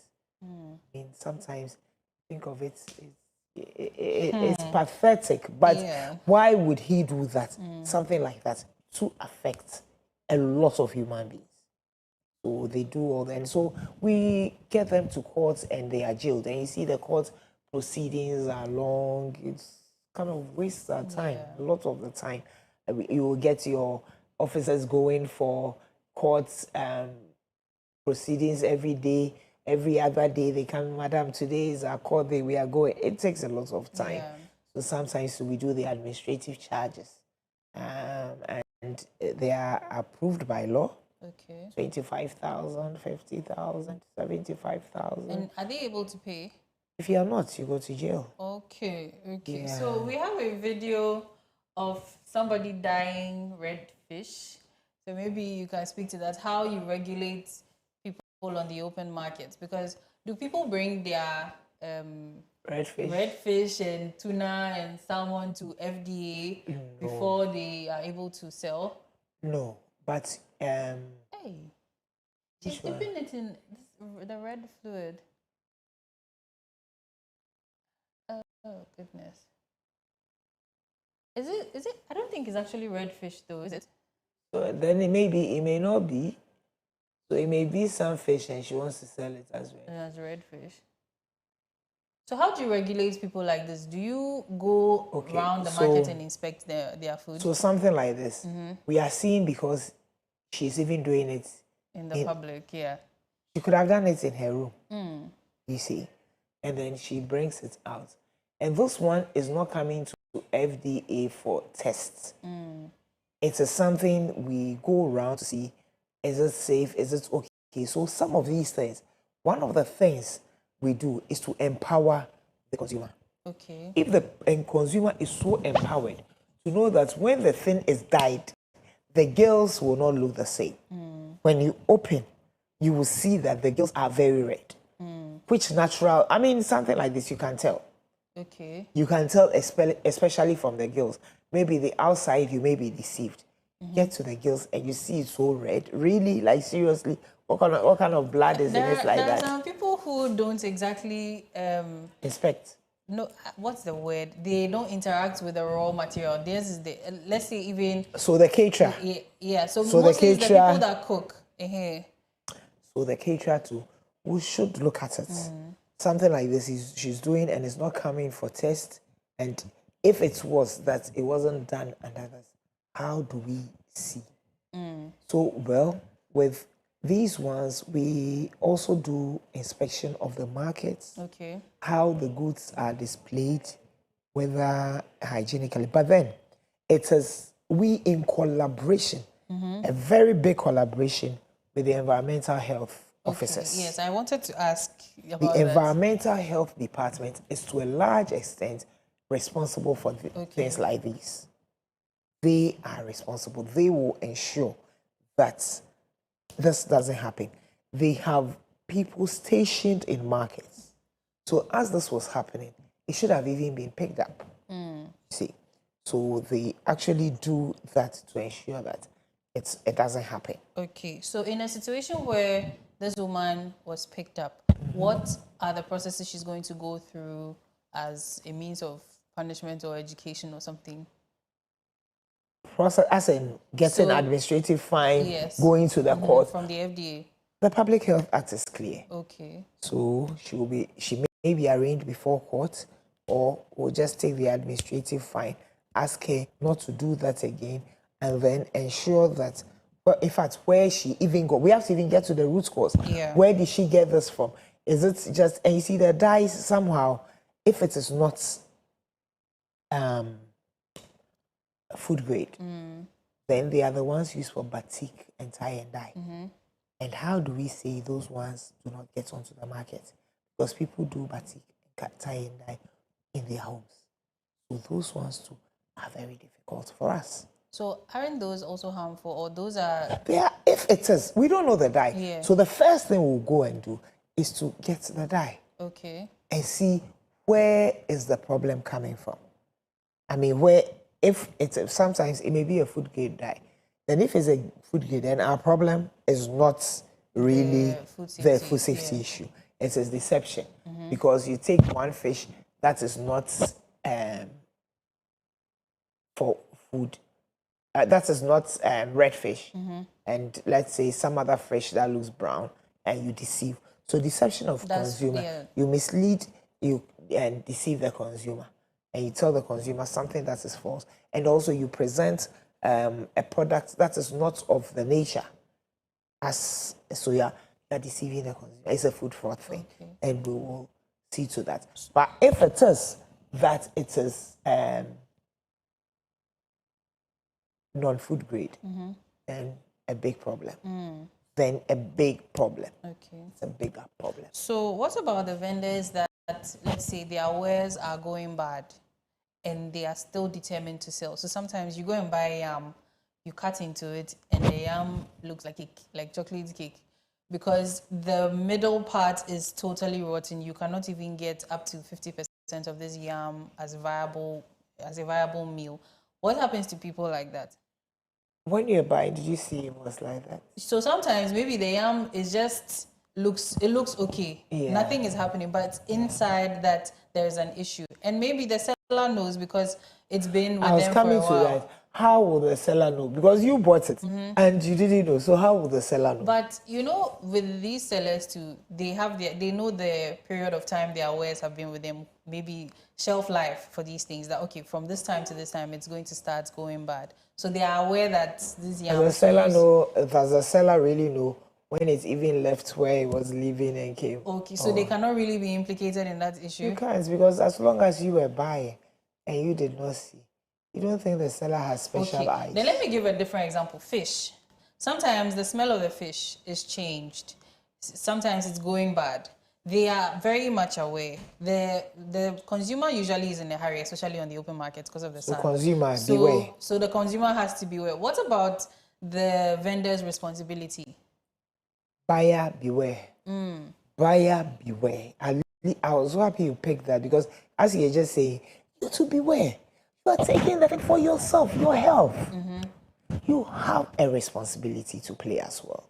Yes, vendor should not be a criminal. When you know the thing is spoiling, and then you go and color, you go and Yes, give they it do all these things to also it, all yeah. things. I mean, whatever as well. They are doing things that are unscrupulous. But beware, consumer. The biggest problem we have is with the consumer. Because there are certain things that the consumer should be aware of.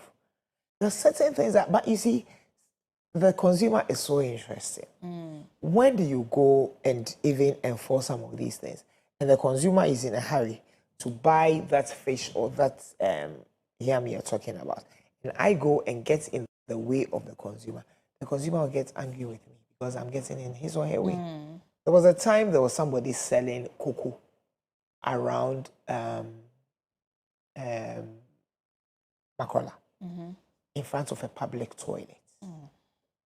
You're saying there were people dressed so nicely, very nicely, men in tie, they had parked their cars, they were queuing there, buying in front of them. And then there were the flies, you know, the Kose, sometimes there were these flies around them, and then they were just sucking them off the thing, just waving their hands there, and then they were queuing. Then we went with police over, said the movement should stop. Initially, when we went, plain clothes police all the way. They were like, why? Why are we wasting their time? We should let Madam Utoma and I go and let's. I mean, they want to buy their things and go. Before we even wanted to relocate her. Because this is a seller was this. They did not understand us. They got angry with us for coming to disrupt them because this is something they want to eat before they go to work. And this is a disruption. So the consumer is always in a hurry, as you said, and I picked it from there, always in a hurry, ready to eat any junk at all. And if you want to get in the way of the consumer, they even have a problem with you.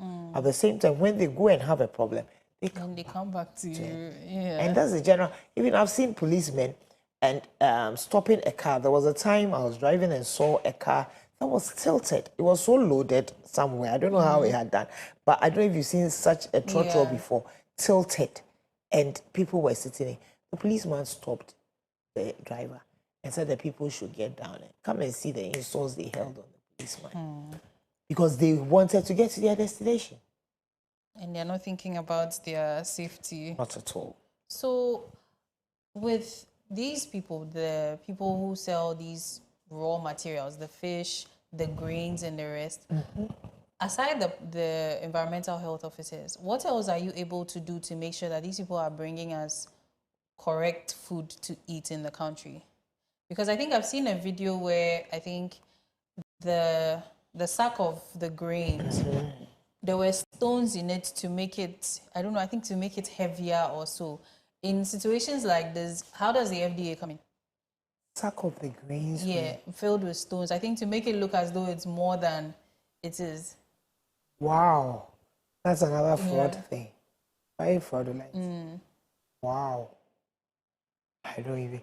So you say, how do we ensure that people don't put yeah, they don't engage in these fraudulent activities. And then these whole grains, or they are not the rotten ones that you... Those ones, the environmental health officers are there.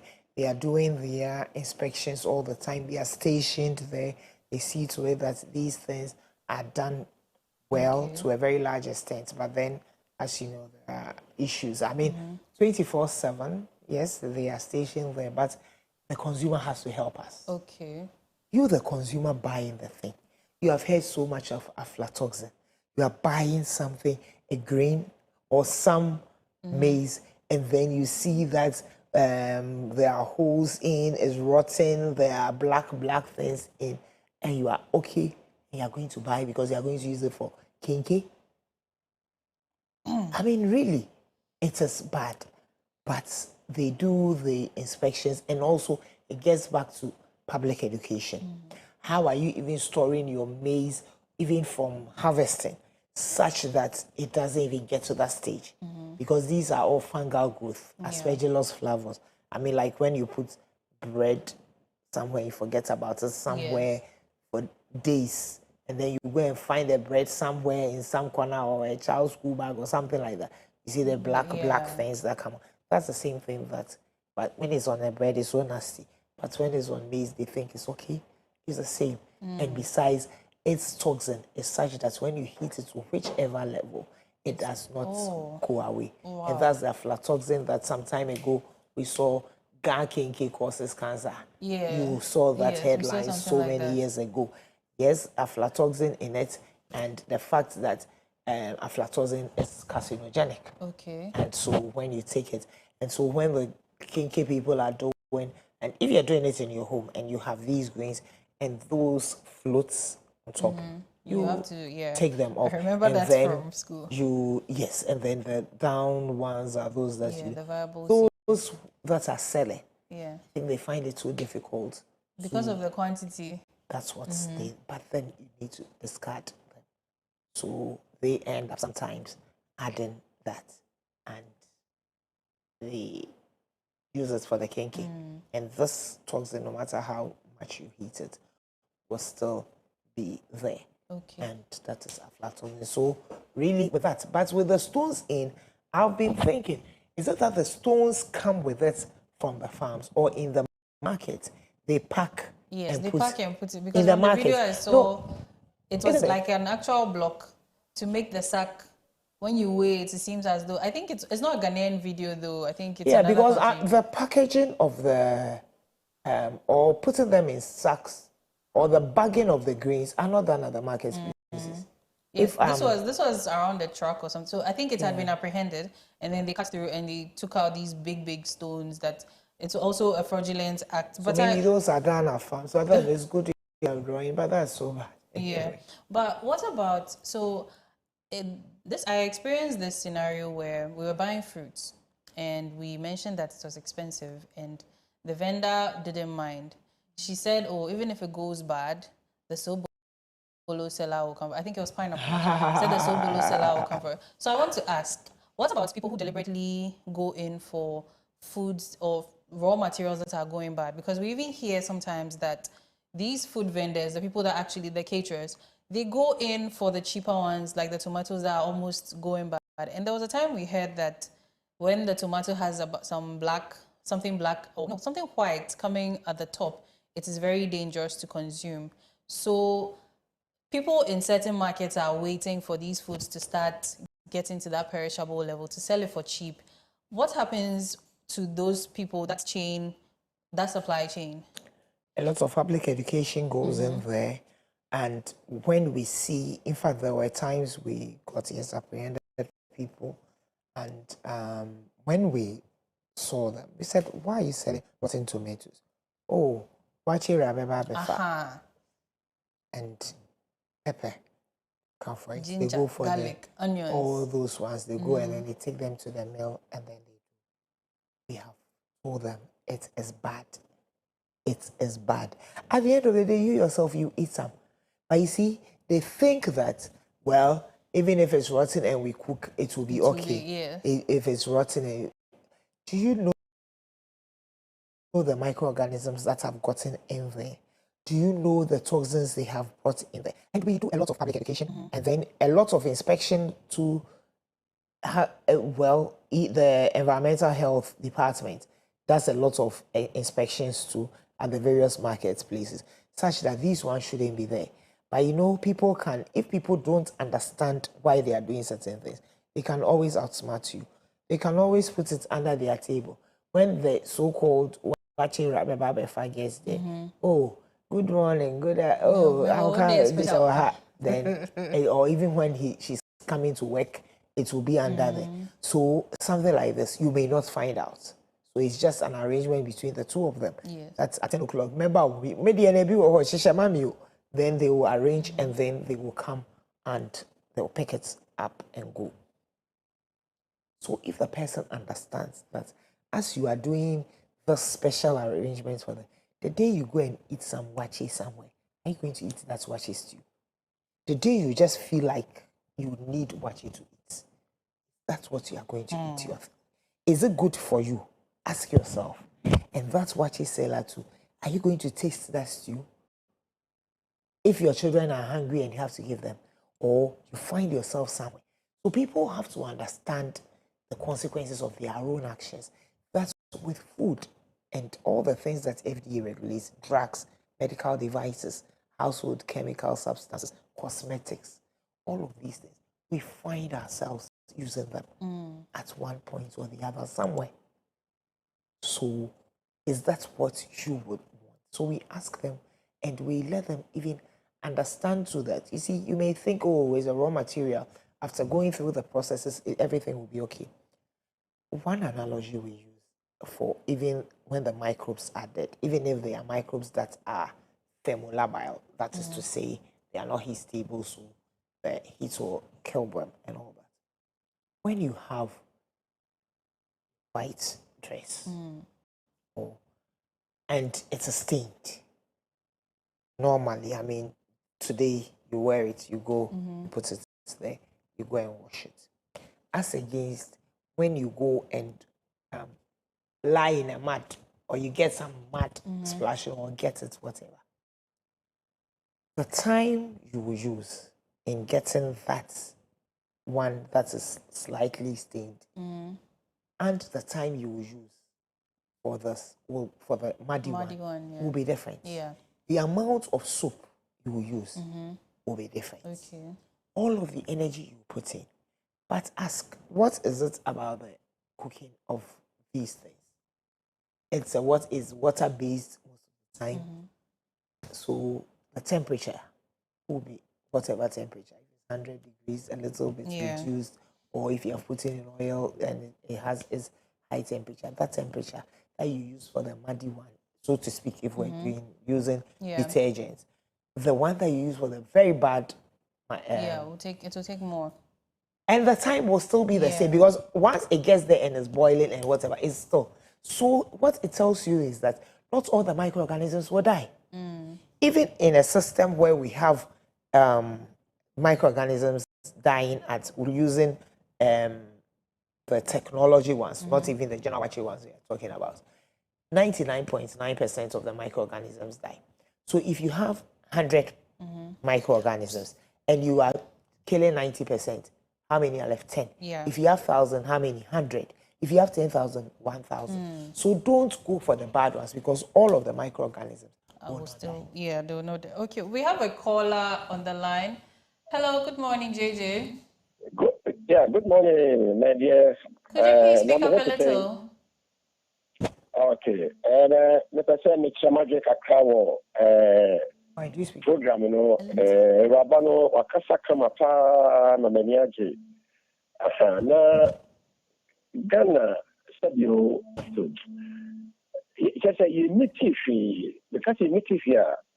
So you did him, you did dear Sabi, Basavito.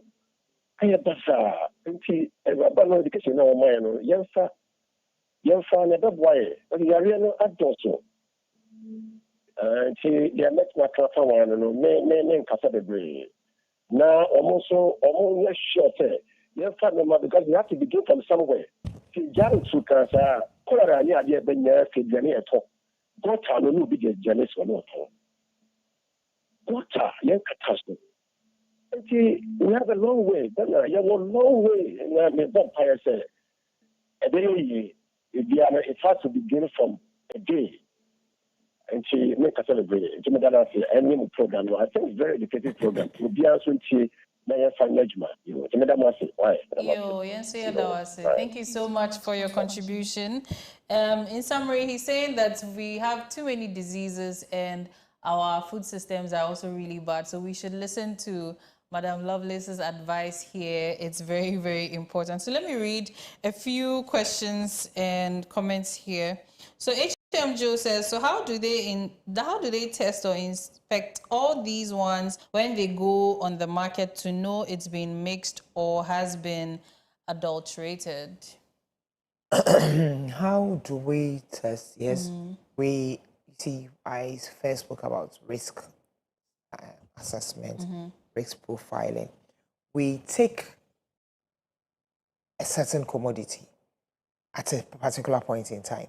Let's say when we talk about adulteration, one of the things that come in will be granite paste. Can take granite paste, take them to the lab and see how safe is it. Is it safe? Now, is it really the granite paste that is, or it is adulterated? Have they added some bulking agent? Then we will check and see. If they are okay, that's fine. Then we will move to another one, powdered pepper. We sample powdered pepper all around. We check, is it really powdered pepper or they have some ground gari? So that we've been doing these, and then so some powdered pepper, they grind gari, and so the gari will not be as okay. The flocculated ones, I mean, as in with, it will be very smooth. And they add, so that is like powdered pepper. Add. You're adding cassava to your stew without knowing. Right. So we check, and then, well, so that's one. What are the things that are in that are potentially harmful? You may get nothing that is potentially harmful. It is the fraudulent thing that they are doing, deception. Many of them we have looked, we have seen. With a powdered pepper, when you go, if you have some at home, just put water in a disposable cup and check if it's right. Sometimes you see that it's rising. I mean, just like how Gary will do, and there will be a sedimentation there. Red and white one will come up, and then you see it with other colors. Yes. So we do a lot of these to see. Then, as I said, risk profiling, which yes, this Gary thing, we need to even tell people, we need to stop it, because somebody may be diabetic, and the person says, I don't eat Gary. His issue is, or his issue is, I will not eat Gary, I don't whatever. Meanwhile, the person goes home, I want some soup. I'm just a healthy eater, just soup and some fish, doing some healthy eating. And the person is ending up eating Gary. So why not rather go and eat the Gary and enjoy it? Or eat cassava and eat rather some fufu and enjoy the fufu rather. So it is bad. Because it has its health implications as well. So we check all of them. And that's how come we got the tomato paste thing too.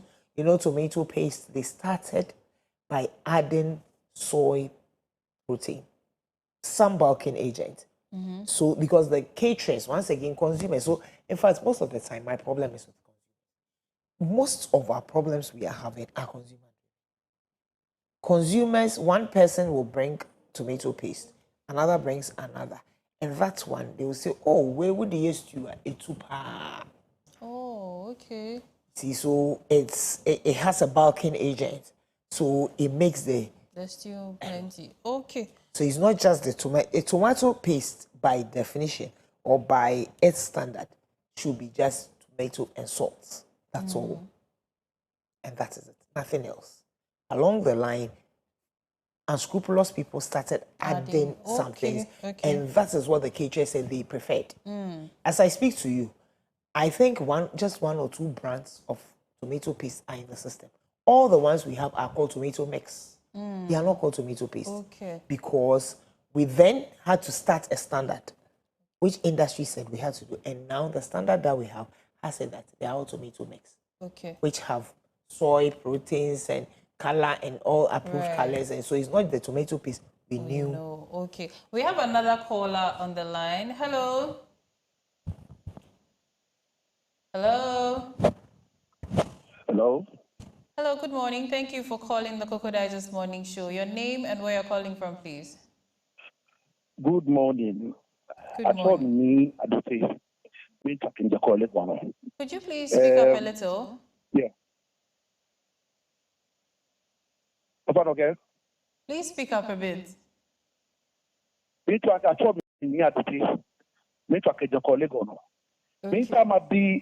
Madam Ministry and the core mandate as FDA. Core mandate. Secondly, many home near street are here. Please speak English. Health card alone, I'm a pass for any health Hello? screening that Hello, at home sir. here. Hello? Yeah, hello. Over in Yes. Nuga. So if you can speak English for us, we'll be grateful. My guest here says she can speak Ghana. I don't understand. Nakai. Okay, so I'm asking that what is the core mandate of the FDA? And then the people selling on the streets, do they go to check if they have any health card or they screen them when it comes to health? That is all that I want to ask. Oh, thank you.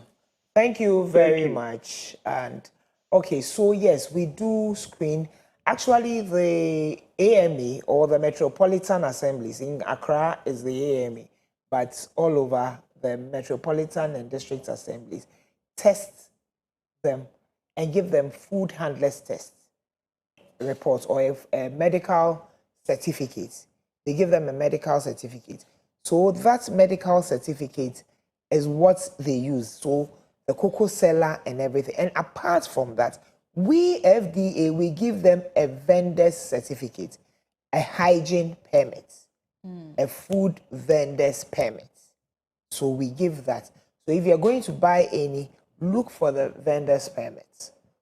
And you can as well look for the vendor's certificate, the food handlers test certificate.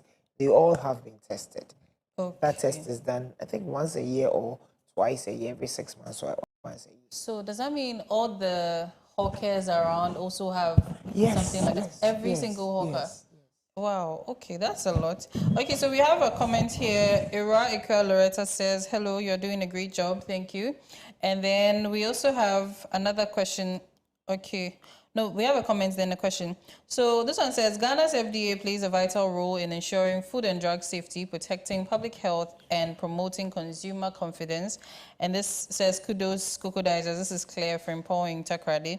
Then this one says, hello, Koko Digest. What steps is the FDA taking to ensure the safety of food and drugs in Ghana? Because Ghana, and this is Kelvin Answer in Kumasi.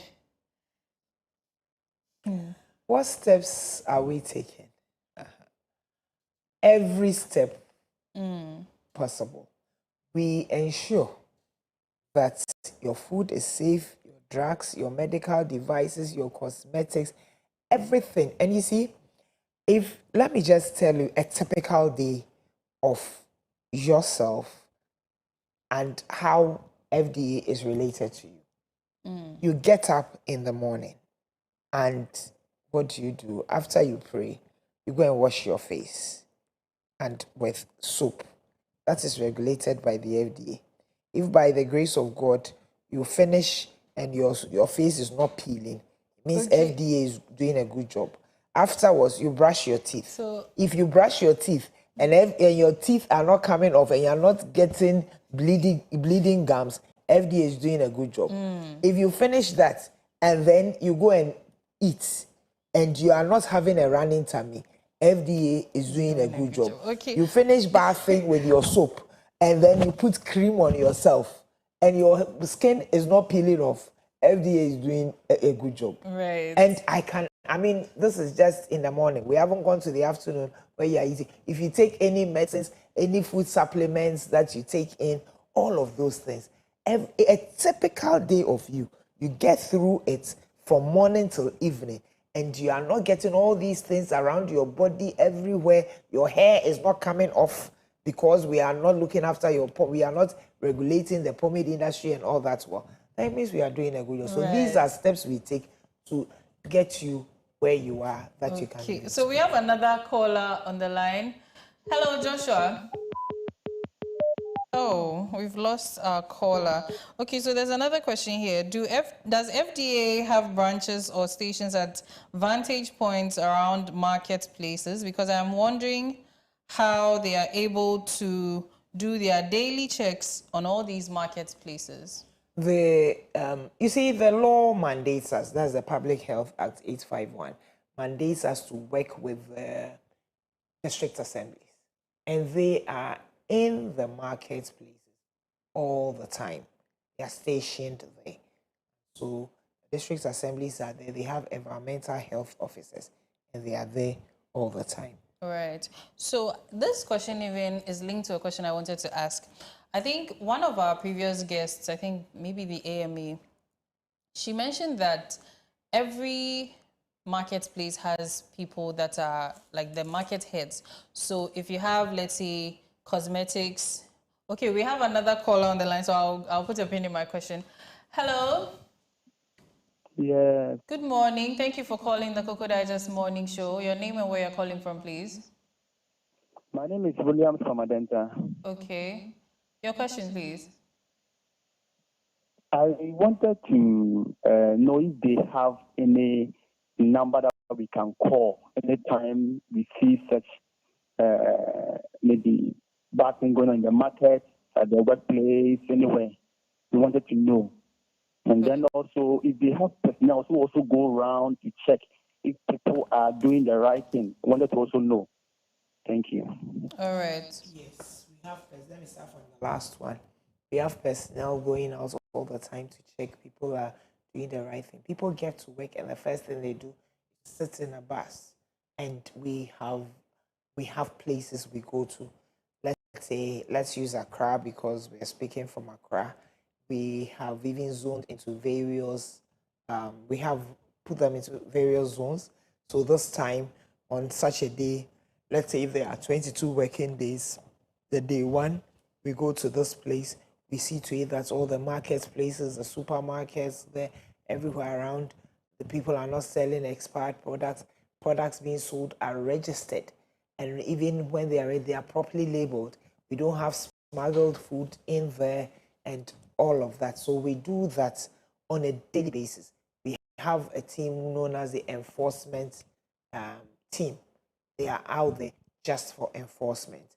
And also, we encourage a lot of whistleblowing.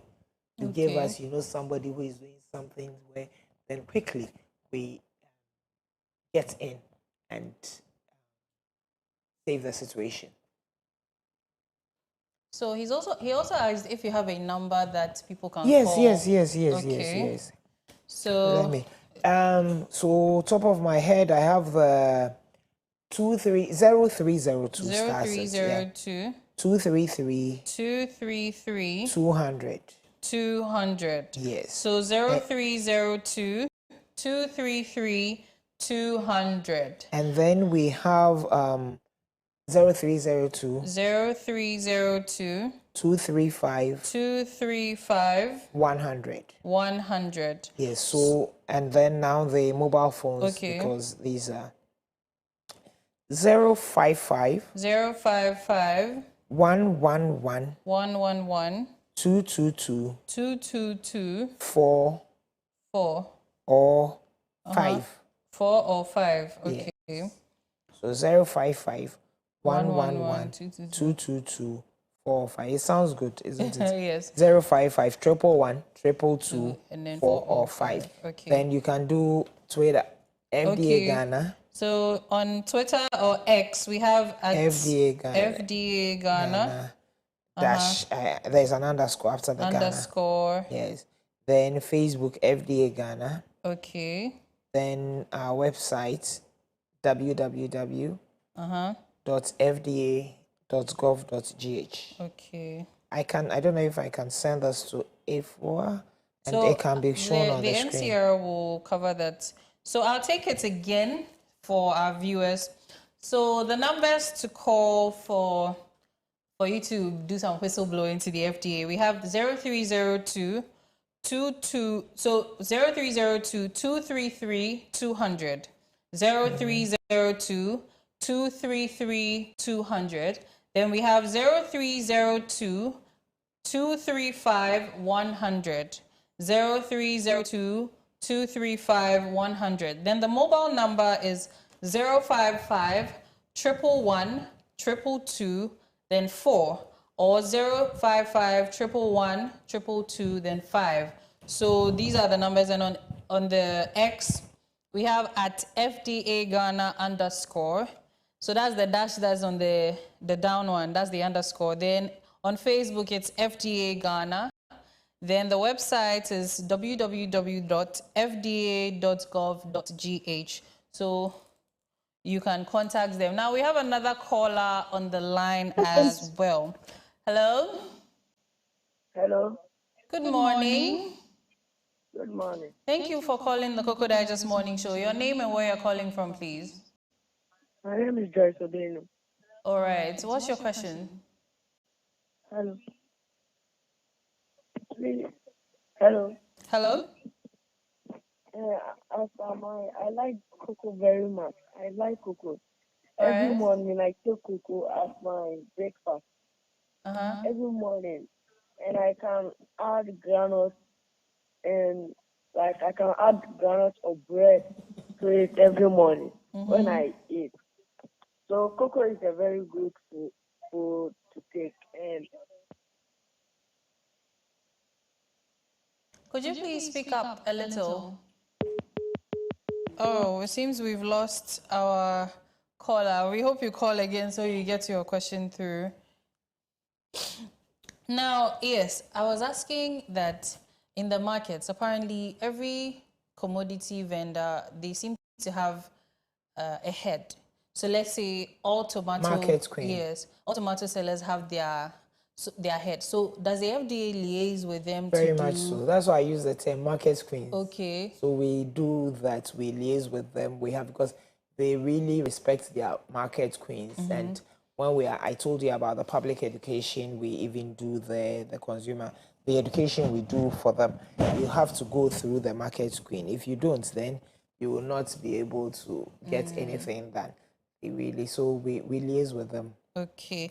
We have another. Okay, yes, let me get that question. Market queens and commodity queens. Okay, market queens and commodity queens. So, yes, this one was asking, do you have branches around Advantage Points? But I want to ask, regional and district levels? Yes, regional, yes. Okay. We have at regional levels. District, so far, it's Cape Coast that has, the central region that has Kaswa. Okay. And another region has, and Cape Coast has Kaswa because Kaswa is in central region. Yes, and then you won't be in Kaswa and all the way go and do your registration in central region. Yeah. So there is a central region office. Okay. In Kaswa. Okay. So that's one. And the other is but you see the law mandates us to work through the environmental health office, through the municipal MMDA, so what's Metropolitan Municipal District Assemblies. The law mandates us to work, and they can be found in every nook and cranny. Okay, so I think Buju here says the FDA should have an effective communication around stations or offices to have a safe checkup on environmental products. Thank you for your comment. Okay, yes, we've already read this question. So wrapping up, what does the future look like for FDA and for consumers? Because of time, I wanted to even ask about how you're able to educate consumers, because it seems you do a lot of work with the vendors. What about consumers? Consumer education, this is what we are doing. Yeah, this is one. So the plea is to media houses, give us a chance to do a lot of. We are always ready, ever ready, because that is a chunk of our work. Okay. If we get the people who are buying to beware, then half the work is done. So we don't play with consumer education at all. Okay. When we get a chance, we don't miss it. All right. So is there any, you mentioned that some of these hawkers are given cards and things like that. For the registration, how does it go about? Oh, you just come to FDA. Okay. Just come, do an application. You will get your quick response. We have a very friendly client service. Okay. I have friends who come to you, I want to register this, I have this, I want to register, I want it to be fast. And I said, please. Okay. You know what? Just go to our client service. Come and give us feedback.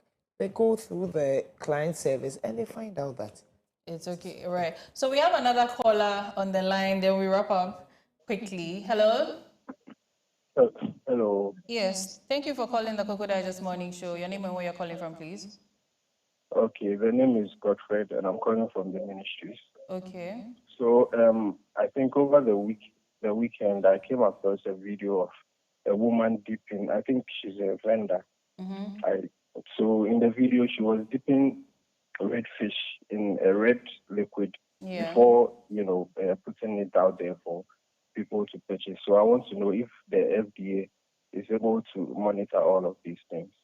Thank you. So he's talking about the video we saw so he's asking if FDA is able to monitor people like that. Yes. Once this one was in the market, you see, we are going to work on it. And we have the environmental health officers being in the various markets. When we are away from this, when we finish with this, we'll talk about where exactly it was seen and we'll go and address the situation. But then we just don't even just do firefighting. We ensure that these things do not recur or even happen elsewhere. Yeah. So now that we know these things can be done. Well, we have had some before. We have prosecuted the people, but if it is still in the system, and then that means we really need to see how best we can get it stopped. And here is where your commodity queens thing come in. All the fish markets will have to meet them, have to have some meeting with them to even understand why they do that. Sometimes when you do, then you come up with even certain ideas for them. Let me just give you a quick example of what we did about 10 years ago or 12 years ago. Before we had yam chips and kinky and all that with their fish exposed on a tray and have now you see them in sieve, in glass and aluminium. It was something we came up with in conjunction with them, because why do you expose? They said if you tell us to cover, we were like cover. They said if we cover, how does somebody see that it's a golden fight? So how do you see? And they even wanted the wooden and glass. He said no, wooden too will bring about microbial growth. So let's come to our consensus, and we came up with that. Right.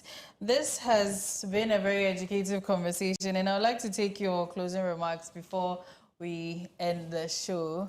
Since time is not on our side, I'll just say buyer beware.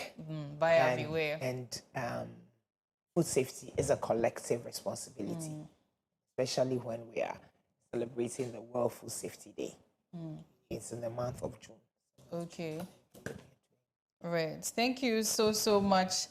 I'm hoping we will have another session like this so that we can learn more. And thank you all so much for your time.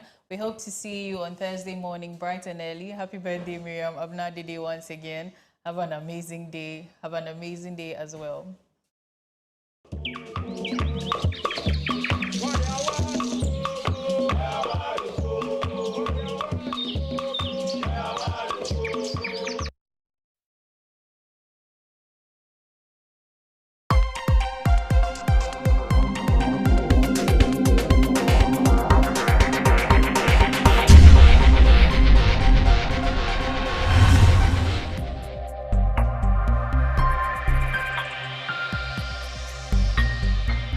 Clog TV, Beyond the Policy.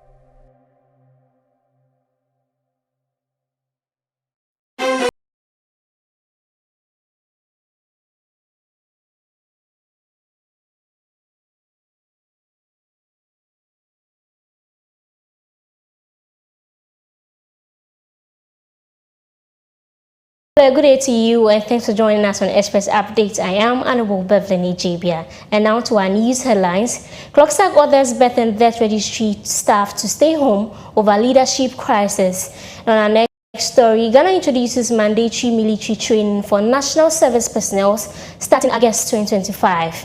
Now, 4 prizes to remain stable despite Middle East tensions, COCMC assures. And then our final story, Black Queens named 24-woman squad for WAFCON camp ahead of Morocco tournament. The news in details. In our first story, the Civil and Local Government Staff Association Ghana has instructed all employees of the Birth and Death Registry to remain at home beginning Tuesday, June 17, 2025. In a letter dated June 12 and signed by the Executive Secretary Isaac Bampo Addo, Clocksack cited ongoing misconduct by the acting registrar, Samuel Adumbochi, despite prior effort to resolve the issue through petitions and dialogue. On February 11, 2025, the National Executive Council of Clocksack expressed concerns over the appointment of politically exposed individuals to crucial civil service and local government roles, specifically citing Samuel Adumbochi, who took office on February 12, 2025. Despite numerous petitions against Mr. Bochi's appointment, no progress has been made. In an update on the registrar's activities released on Monday, June 12, 2024, Clocksack reported that Mr. Bochi has been verbally abusing staff and creating a toxic work environment characterized by intimidation and threats.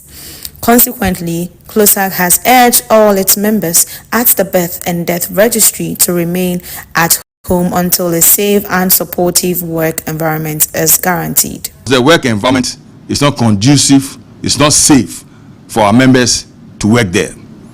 Yes, this man parading the corridors of the offices, threatening them. The lion is back. We all know how a lion looks like. He says he's a lion. He is back. We shall see.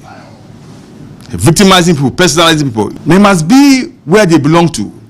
This is a civilized, structured civil service. We have our structures. We have our structures. He doesn't belong there. We will tell him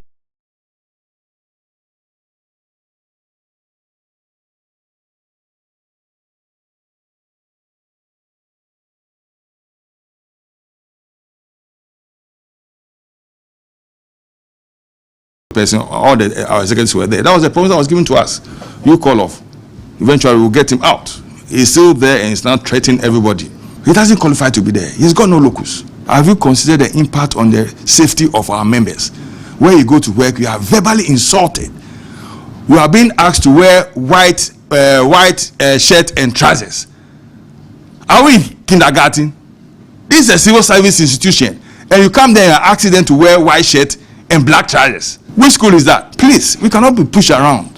That's why we are saying that they should stay at home until their safety can be guaranteed.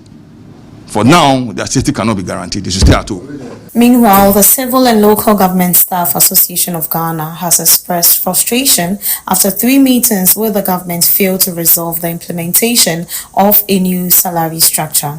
The association claims the minister has not honored promises made during his vetting regarding improved conditions for civil workers. Clocksack has issued a warning of a potential nationwide strike if the government does not fulfill the agreed conditions of service between June 16 and June 30, 2025.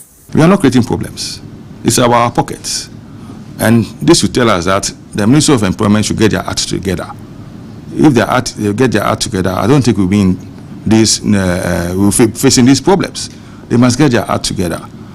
We've had interaction with them more than 5 times. Anytime, like I said, we have to produce documentation.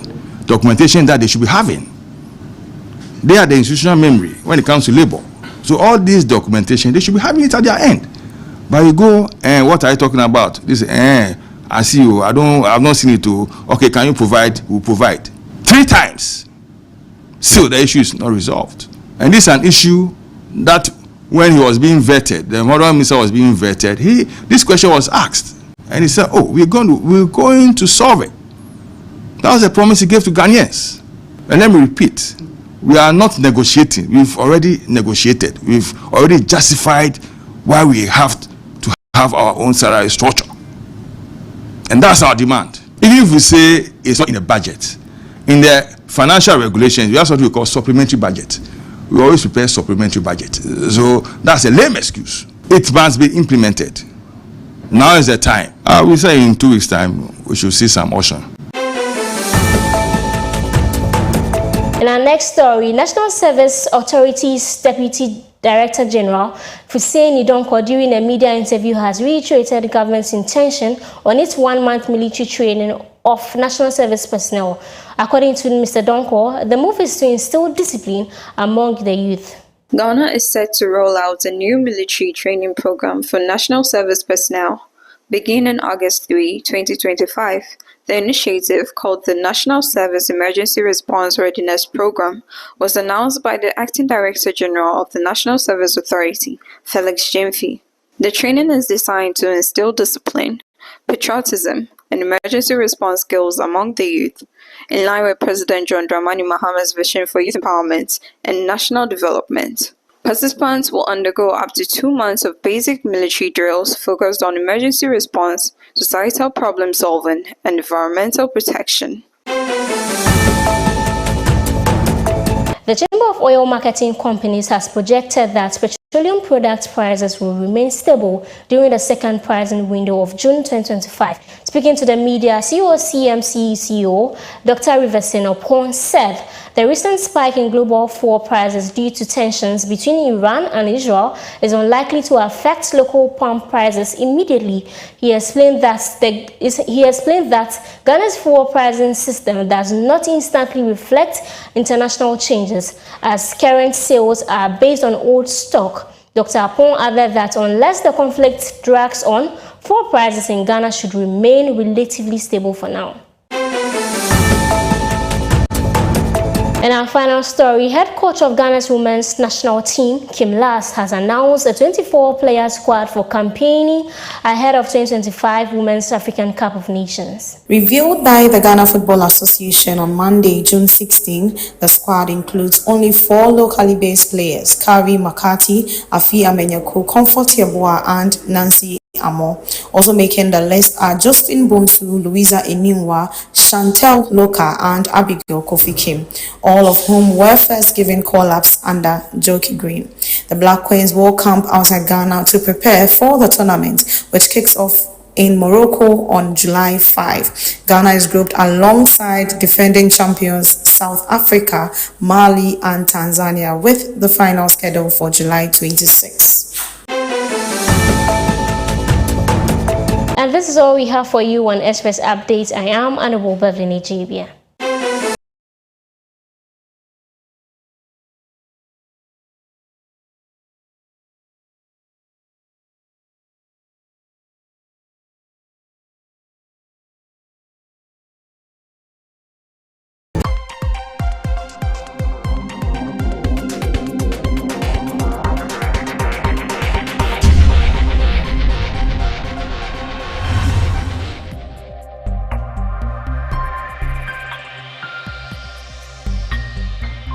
Clog TV, Beyond the Policy.